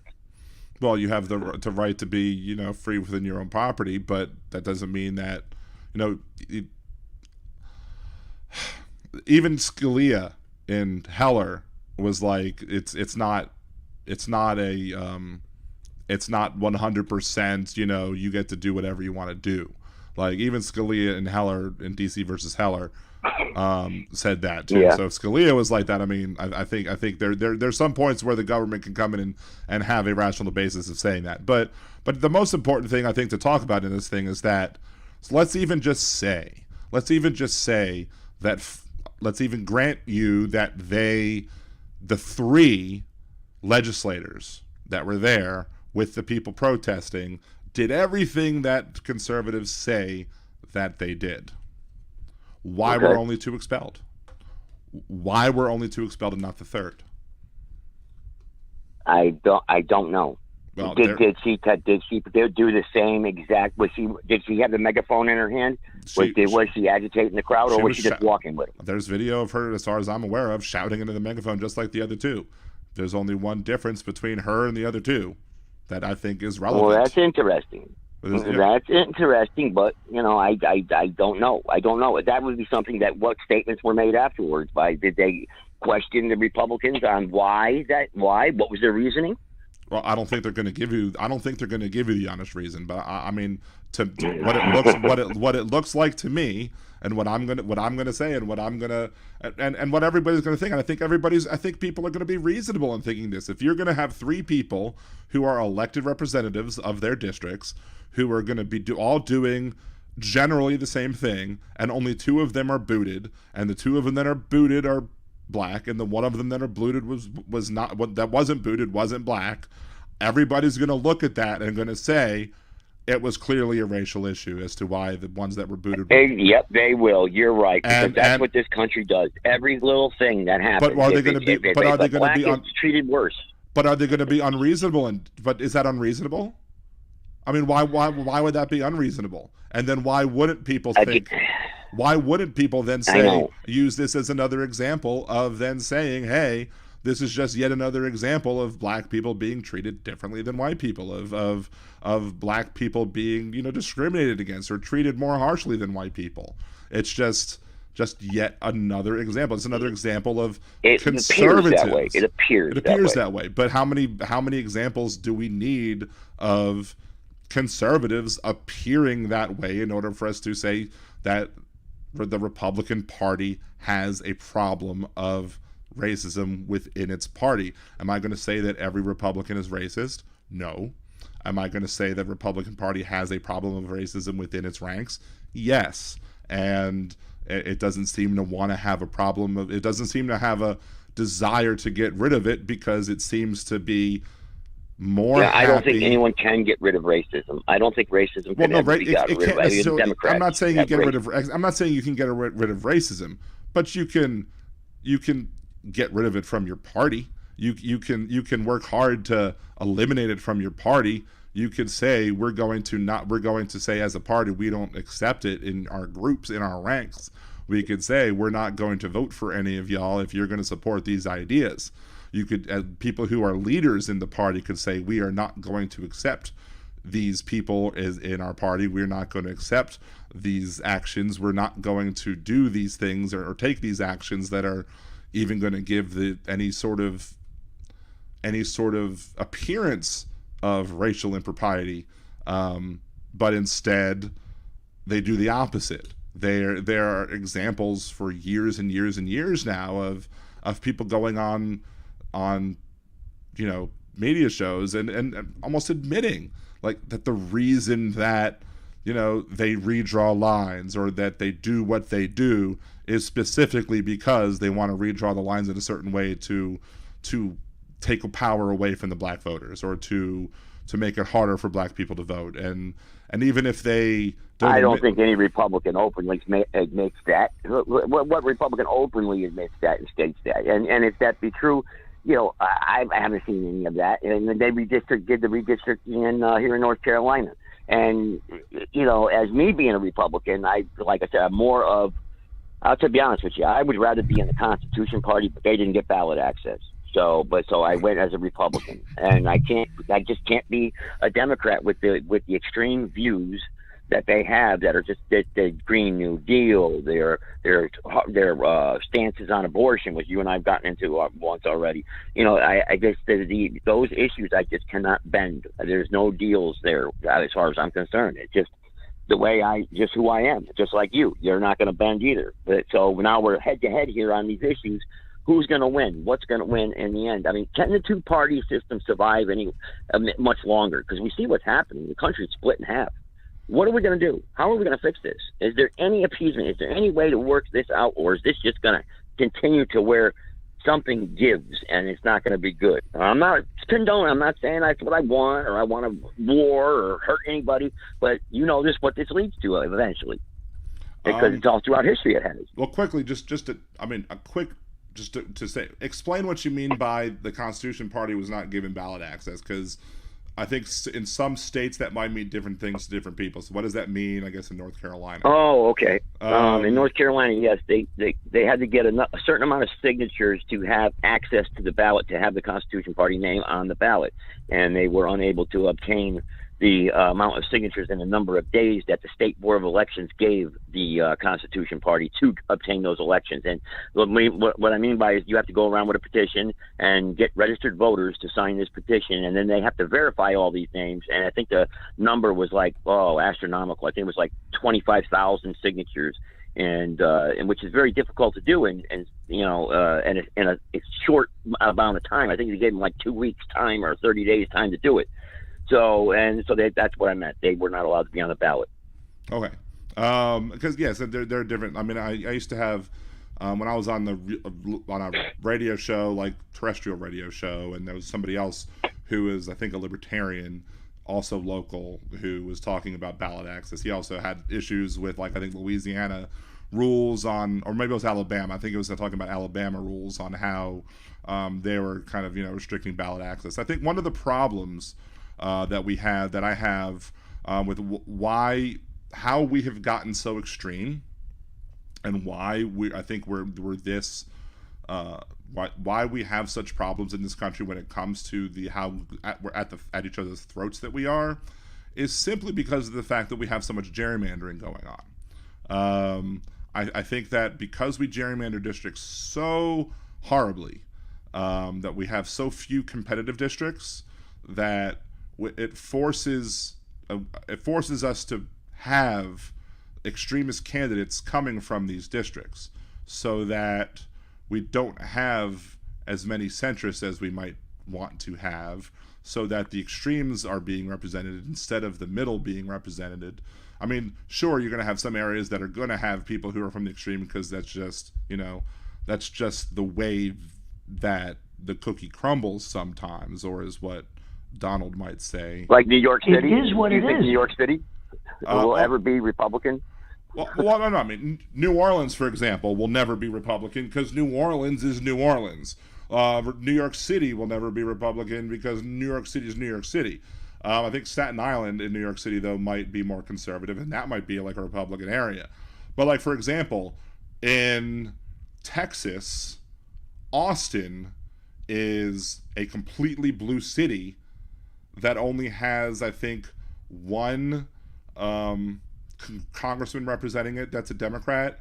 Everybody else representing Austin is a Republican, because they split Austin up and chopped it up and put pieces of Austin into other districts to take away the voting power of Austin residents from federally to allow Republicans to have more power in the state of Texas. So I think if we moved away from, I don't even think we need districts altogether anymore. I think back in the day, when we had to travel by horse and carriage, we didn't have trains, we didn't have planes, we didn't have cars, when it took a long time to cross a district, I think we needed, compact districts where if a person was representing that district, that person would need to be able to easily get across the district, relatively with ease, or that people could be able to cross the district to get to that representative, to be able to, redress any grievances that they might have, or so that person could then go up to the Capitol and be able to discuss those issues with that individual. Nowadays, you could just talk to that person representing the state in Congress over the internet or whatever. So to me, if the state of Louisiana, for instance, I live here, has 6 seats, which we do, why not just say, hey, there are 6 seats in Louisiana, and allow like slates of candidates to run. So if the Democratic Party wants to run a slate of candidates, they can do so. Let's say there's a specific, let's say there's some people that want to run let's say I want to run as the New Orleans Democrats. I want to run a slate of New Orleans Democrats. And we say, okay, when we get to Congress, we're gonna caucus with the National Democratic Party, but we want to represent, these issues, and we want to represent the New Orleans area generally, but we want to do this. And let's say maybe somebody else is going to run hey, we're more centrist Democrats, so we want to run a slate of centrist Democrats. So we generally agree with the Democratic Party, but maybe we're more pro-gun, or maybe we're more this, but we don't agree with the Republicans on that. We'll still caucus with the Democrats federally, but we don't agree on everything like that. Or maybe like a Tea Party slate might run, and so they'll vote and they'll pick who's going to be the order in those slates, and then the state comes together and votes for the slates, and however many votes worth of candidates each slate gets, that's how many people they send up to Washington. And so let's say somebody in Shreveport, which is Northwest Louisiana, decides, hey, I like the New Orleans slate the best, they just vote for them instead, and it doesn't matter that they live all the way across the state.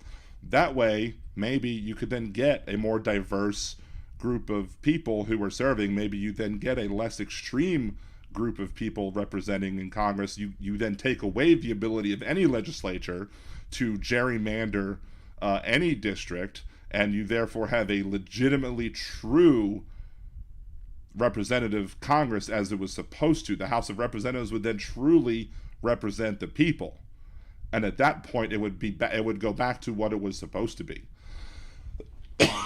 And maybe at that point you would get better,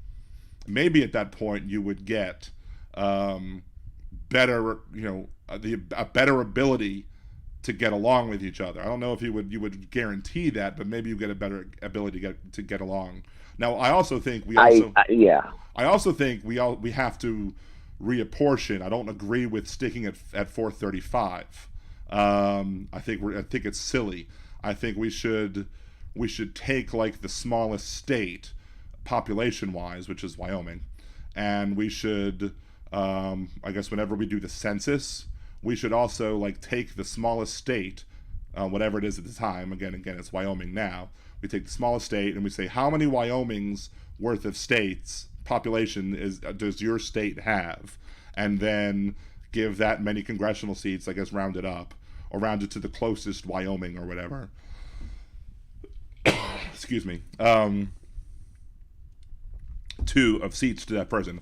When I figured this out, I think a few years ago, I think it would add like 100 seats to Congress. And that way, for both in the House of Representatives and in the Electoral College, if you're going to maintain the Electoral College, you would have a better representation for the House of Representatives as to what the population looks like, instead of what we have currently, which currently gives too much weight to the smaller states than what even the Founding Fathers wanted to give. So that's interesting. Man, that's something. I'll have to think about that. You hit me with a big one there. But we definitely need more representation. That's I can agree there on that. But to reflect the people. One thing that's not so easily fixed, though, is the fact that back when the Senate was created, the difference between the largest population state, which I may not remember it off the top of my head at the time. I know the largest state population-wise was Virginia. I think the smallest population state at the time was Rhode Island. I think the difference in population was maybe like Virginia may have been like 11 times bigger. Like, so big difference, but not huge. But like now, the difference between Wyoming and California is like what, 55 maybe, or something like that. Something. It's very lopsided. It's very lopsided. So I don't know if the Founding Fathers would have been like, you know what? I don't know if they ever would have considered, maybe that they would have allowed states to be created in such a way to allow such a disproportionate number of, or disproportionate population difference in states to have the Senate like that. Like, I think it was a mistake to allow such a disparate population to happen. I don't know if I don't know what the solution to that would be at this point. I don't know how you unring that bell. I don't know if you would probably need some sort of constitutional convention to fix that. I don't know how you otherwise would fix that. But to me, that's one of the reasons I think that the Senate's a little broken, is because you've allowed smaller states to, again, have even more power than what the Founding Fathers envisioned when it came to when it came to how much power a small state should have, because it's now 5 times as much than what they initially had proposed. But let's kind of roll back to the previous point that we were talking about. This isn't necessarily a politician speaking about what's going on, but it goes back to the so-called voter ID law that North Carolina passed. That, see if I'm trying to find is this the correct link? I might have clicked on the wrong link. But I often call these laws so-called voter ID laws. I personally take no issue with the general requirement to show an ID to vote. I mean, Louisiana has it. Louisiana also says that if you do not have an ID to vote, that you can get one for free. So you can show one to vote. So it's not a big deal. The North Carolina law that was thrown out required you to pay money for it, which I think would be an unconstitutional poll tax. However, I call them so-called voter ID laws is because there are so many provisions in these bills that they call voter ID laws that have nothing to do with the requirement to show an ID to vote. There are other, what I call non-ID requirements or non-ID provisions in these bills, again, that have nothing to do with that. Like, for example, one of the things in the North Carolina voter ID law it was talking about like different ways that people voted, and the North Carolina legislature in the lawsuit specifically, like the legislature specifically did like a study on the ways that people voted in the state of North Carolina, and they only eliminated the certain ways that people voted that black voters used in the state.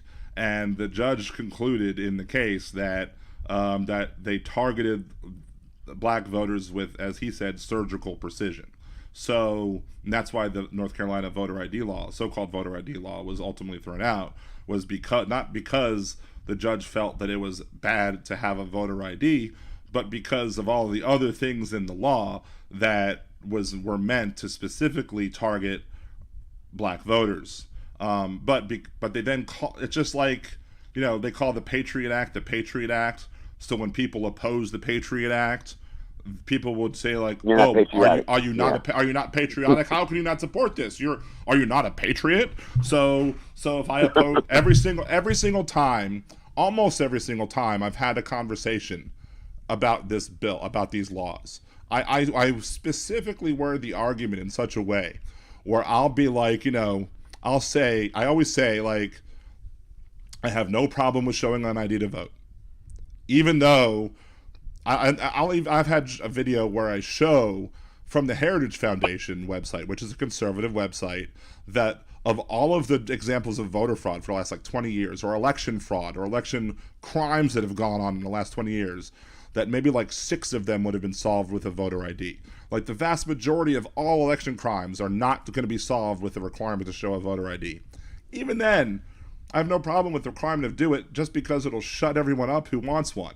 And it's fine. I have no problem with it's reasonable. It's a reasonable request to say, hey, I'm me, I'm voting. But I'll say it's not the ID that I have a problem with to vote. It's the other provisions that I have, the provisions that have nothing to do with a voter ID, that I have problems with these so-called laws.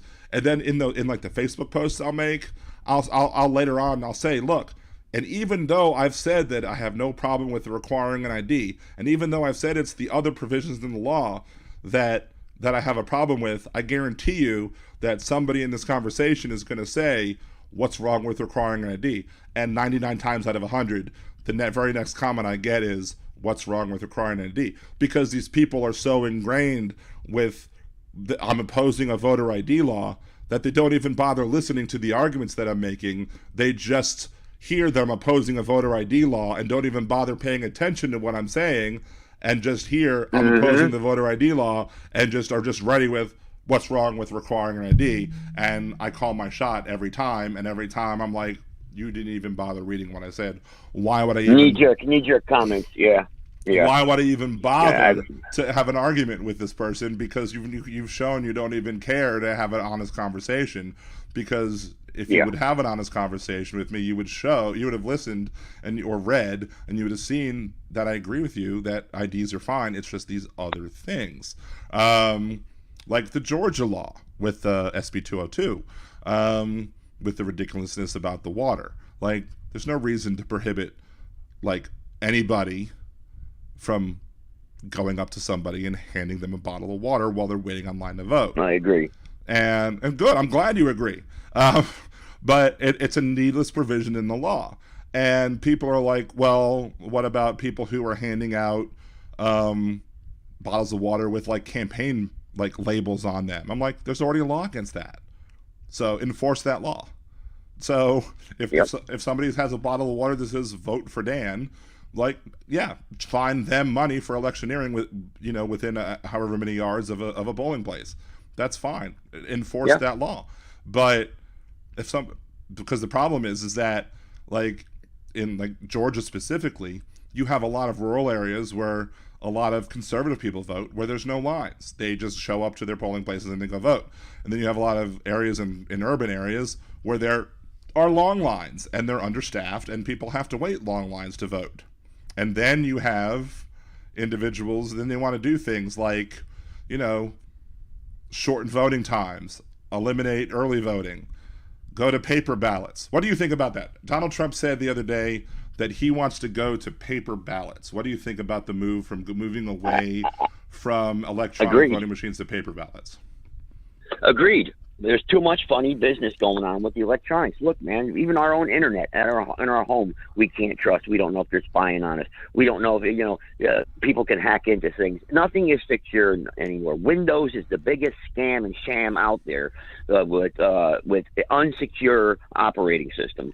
So we're going to trust our most precious thing in our country, which is our elections that decide where we're going to be for the next few years. Our leaders, our representatives. We're going to trust electronics that's floating over the air, over the internet nodes across the air, that where anybody can pluck it out of the air and alter it. And that's basically what it happens. So yeah, to answer your question, hey, paper ballot, thumbprint, maybe even go with that.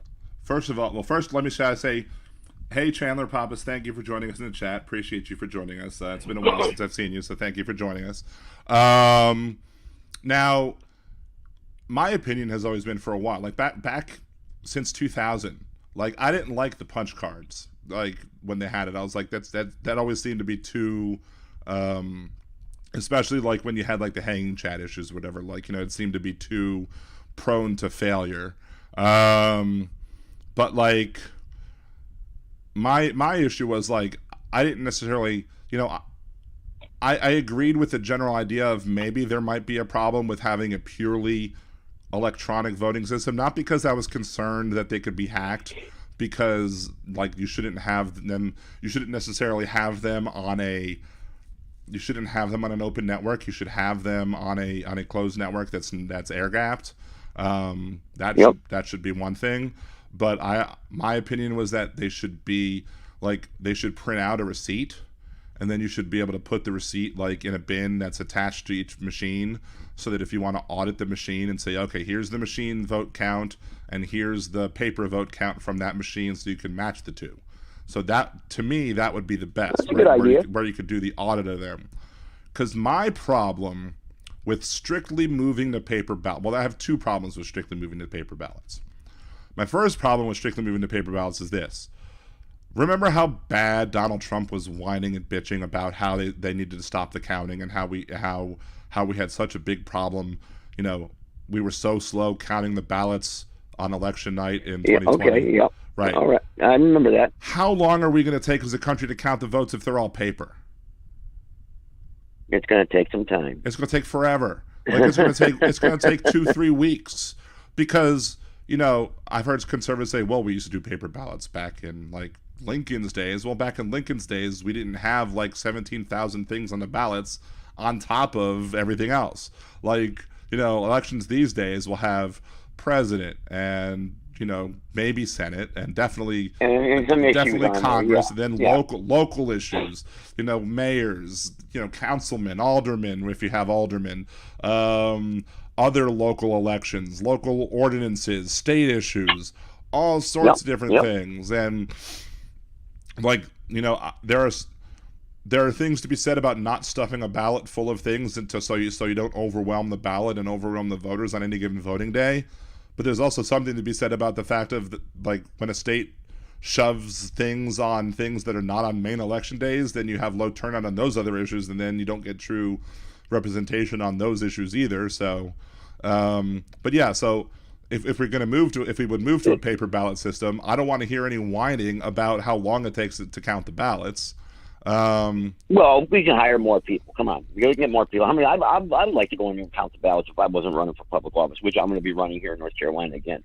I would like, I'd be involved. We can get more people involved with the election process. I mean, isn't that our duty anyway? I mean, as an American citizen, I mean, shouldn't we all try to get involved anyway? I mean, I would hope that everyone would like to be involved in some point. But the other thing is this: is that if we have paper ballots, how do we make sure that paper ballots in certain areas are not just tossed? I agree. That's where is the trust and the faith or the integrity in our country if we're going to worry about every little thing? But it's a big issue. You're right. It's something that we have to worry about. I worked for a moving company in West Haven, Connecticut. Okay, and we used to deliver the voting machines. Okay, to the polls, and we'd have those machines sometimes overnight on our trucks. We could have done, if I was a criminal or paid off by a politician, I could have done anything to those machines and nobody would have ever known it. And that's the thing. So there's so much unsecure voting activities going on in this country. So that's why we got to really pay close attention to it and have discussions about this and fix it, because there's a lot, there's so much mistrust. Like I just said, there's no faith, no lack of faith, no trust with each other. And we have to rebuild that in this country. Remember 9/11, after 9/11, this country came together. Everybody was united. I remember everyone had a flag. I was in Connecticut at that time. That was real close to New York City. I remember it. All the highways were shut down, but the next day, everybody had a flag on their car. Everybody holding doors for it. Everybody was kind to each other, and we've lost that now again. So what's it going to take to get everybody back together again and do that? And the election is, everybody says, hey, the elections are rigged.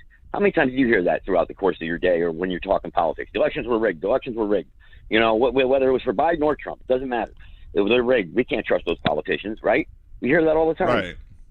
But even like, and the thing is that when 9/11 happened, it even happened after an election that was very controversial.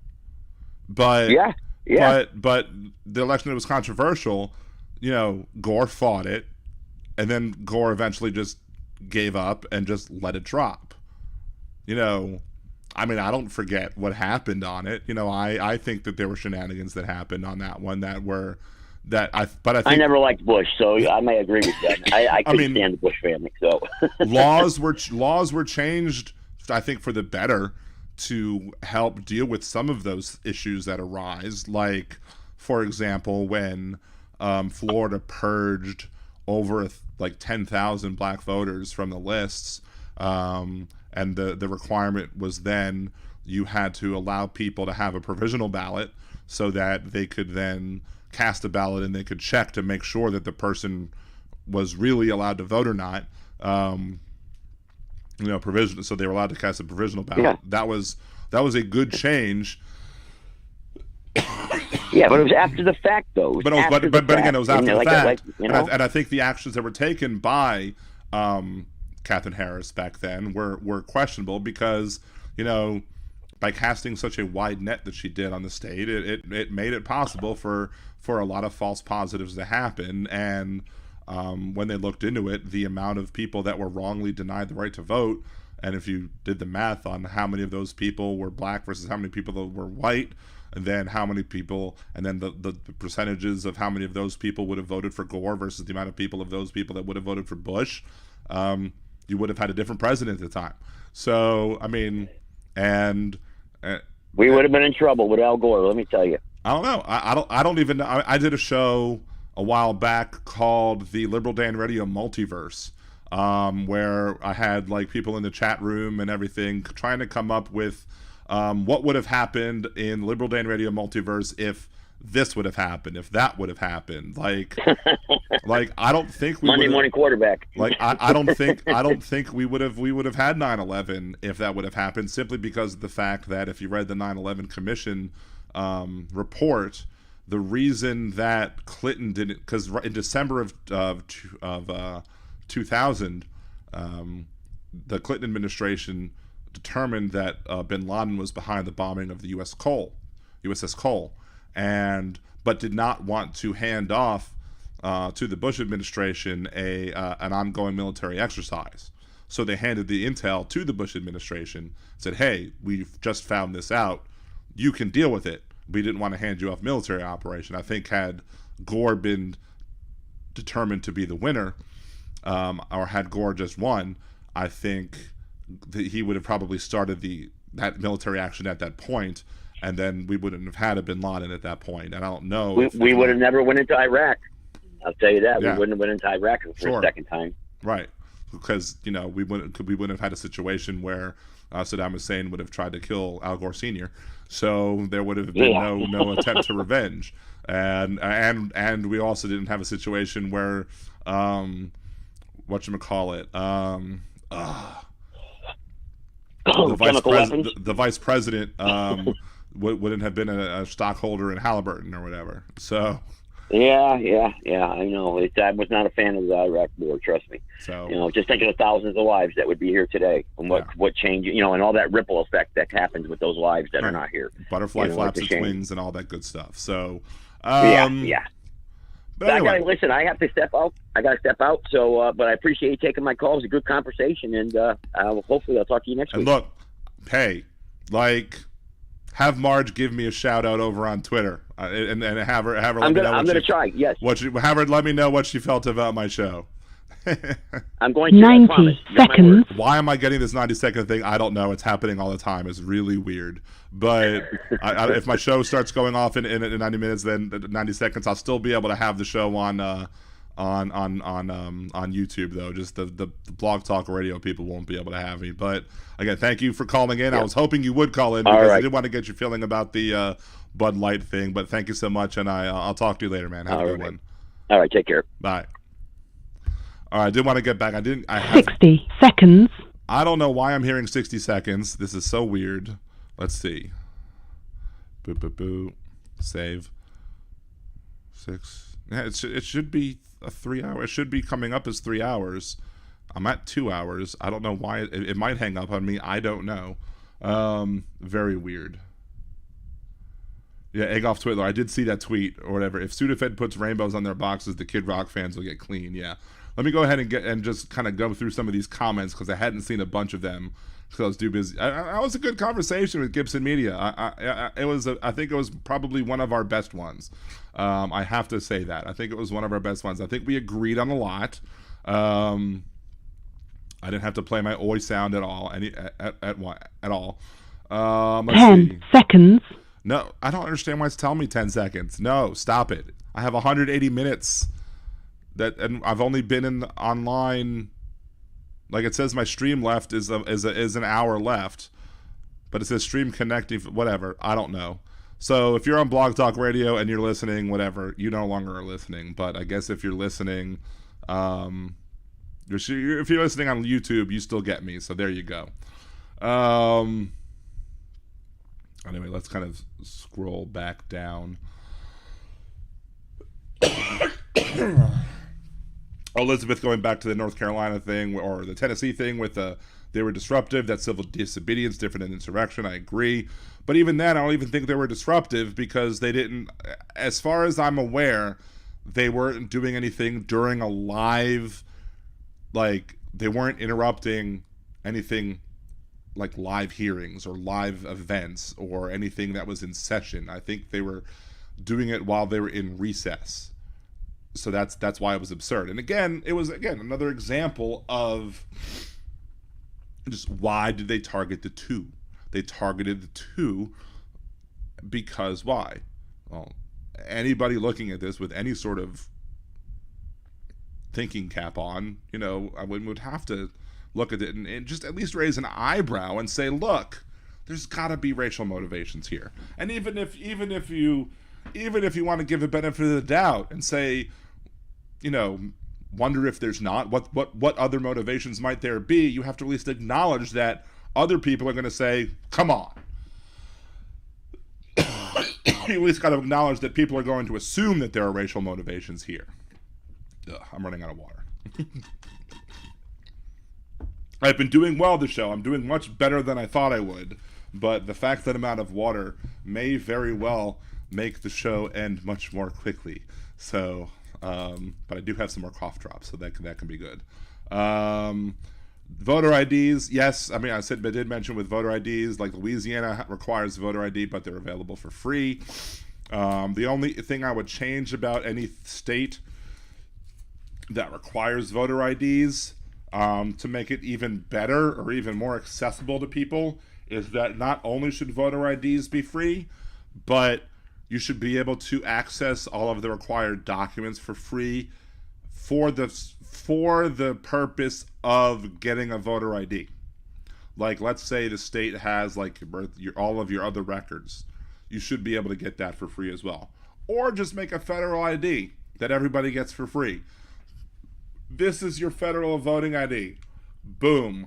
Done. Everyone gets it. Boom. Done. This is what you use to vote. Period. Boom, boom, boom, boom.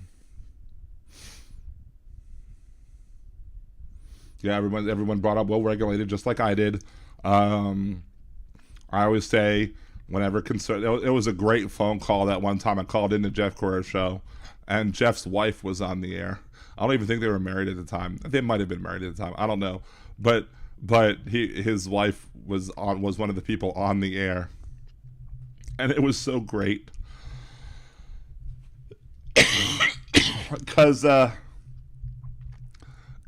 I was like, look, y'all want to talk about how we don't recognize that the shall not be infringed, but conservatives ignore a well-regulated militia part or whatever. And she goes, the words regulated are not in there. And I outwardly just laughed. I was cracking up. I think Jeff even laughed too. And he read it after the commercial break. And she was like, well, whatever. I'm like, I told you. It's there. Excuse me. See, I told you. I ran out of water. I'm going to start going downhill fast. Elizabeth James Crow, modern Jim Crow. Nice. Let's see. Boom, boom, boom, boom, boom.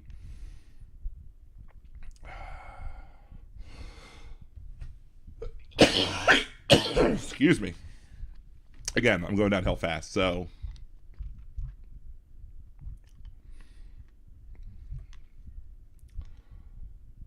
Loco, they're not extreme views, for fuck's sake, blah, blah, blah. You can condemn it. Let's scroll down some more. Your right to an opinion ends where your privacy begins. Exactly, Elizabeth.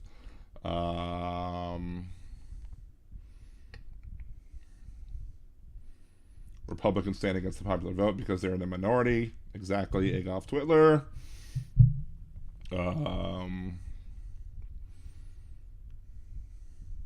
This is why it's such a delicate balance. If DC had an equal vote as Wyoming, there would never be another Republican president. Sure. National Firearms Act of 1934 was passed after Prohibition. First federal gun law. Boo, boo, boo, boo, boo.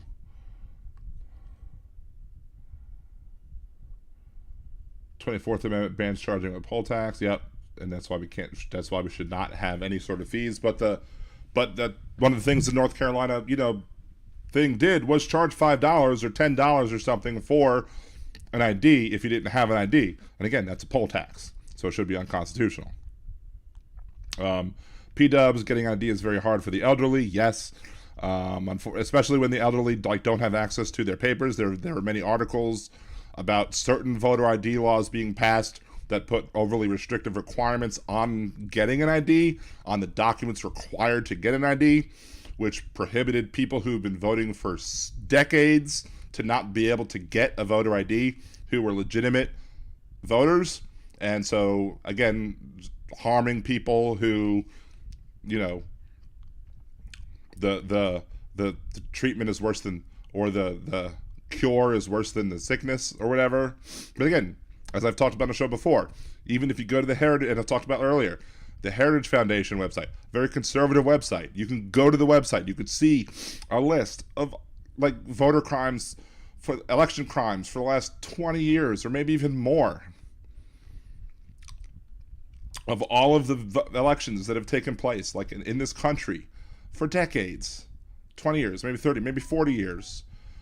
You see how many of these have taken place, and you see all examples of all these crimes and all these convictions, and 7 are ones that are the person voting was the wrong person.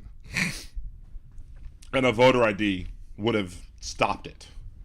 Whereas all the other ones, a voter ID would have done nothing, because it had nothing to do with a voter ID.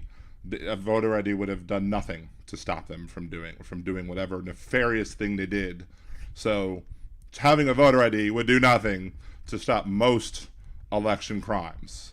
But what it will do, if we did have a nationally recognized ID that was just like Mexico does, just paid for by the government, just comes down to everybody when you turn 18, boom, use this to vote.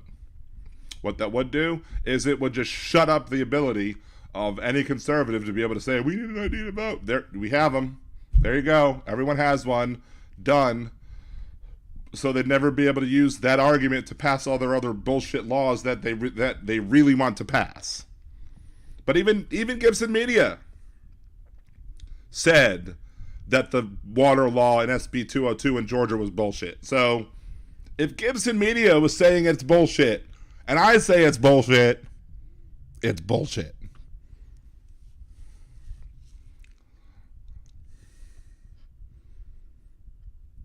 So,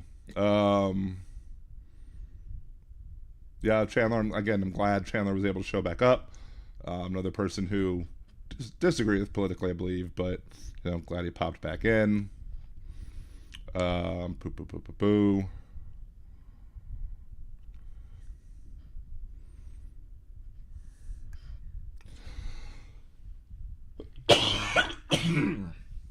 Excuse me.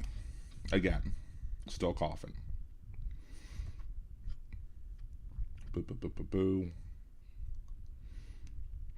Anyway, Alarasia shows up. Thank you, Bicycle Mike. I got your email, but I was on my cruise, I think, when I got it, so I didn't have the opportunity to respond to it. Cynthia from Texas, I also got your email. I need to respond to you as well. I don't know if you're in the chat or not today or not, but if you are, I did get your email as well, so thank you for that, and I will respond to that as well. Again, I was on the cruise, so again, I wasn't expecting to do 2 hours. I wasn't expecting to last this long, but as you can hear, because of my cough and because of my sore throat and my hoarseness or whatever, I am. Hey, Cynthia, thank you. I did think I saw your name there or whatever, or that you were online. Hey, Jackie, how's it going? But yeah, I did want to say that I did see your email. I am going to get back to you. Yeah, I've shown ID every single time I've voted, I think, ever. Again, I don't have a problem with it. It's easy. It's very easy to show ID to vote if you have an ID. But they're trying to make it hard to even get an ID. They're trying to say, hey, we're going to show an ID, and then we're going to do all this other. It's not about that's the thing. It's never about the thing that they're talking about. It's hand waving and smoke and mirrors. Voter ID. We wanna talk about voter ID over here. It's something else over here that we really want to do. This is the thing over here we're really doing but the voter ID is the shiny thing to distract you from the real thing we're doing over here. So, Wes, vocal rest is the only cure for a rough voice and avoid coughing. I know. You said that. I know. And I know I should. So I should probably shut the show off soon. And I probably will. So, anyway. I probably won't talk too much tomorrow on the stream when I do stream on Twitch. Again, twitch.tv/nerdydan.com. I'll be on tomorrow. Aaron, I apologize. Again, I talked about this earlier. Because I didn't do my stream on Thursday, tomorrow's stream is going to be Fortnite. Tuesday's stream will also probably be Fortnite. And then I'll do the update to Disney Dreamlight Valley the next Thursday. So I'm doing the show. I'm ending the show now though. So Disney Dreamlight Valley will be delayed a week. So anyway, I'm about to tap out. So I've just had about enough. My voice has just about had enough of me torturing it today. So I don't know. I guess I enjoy going on cruises, but I didn't even give out any free hugs. I wore my free hug shirt. I didn't give out a single free hug the entire cruise, and I still managed to get the cough. So whatever. It is what it is. Sorry, Donald, I stole your line this time. But this is the end of this week's episode of Liberal Dan Radio, Talk from the Left. That's right. We will be back next Wednesday, 8 p.m. Central, here on youtube.com/liberaldanradio or blogtalkradio.com/liberaldan. Tomorrow, 8 p.m. Central, Liberal Dan Radio over on Twitch.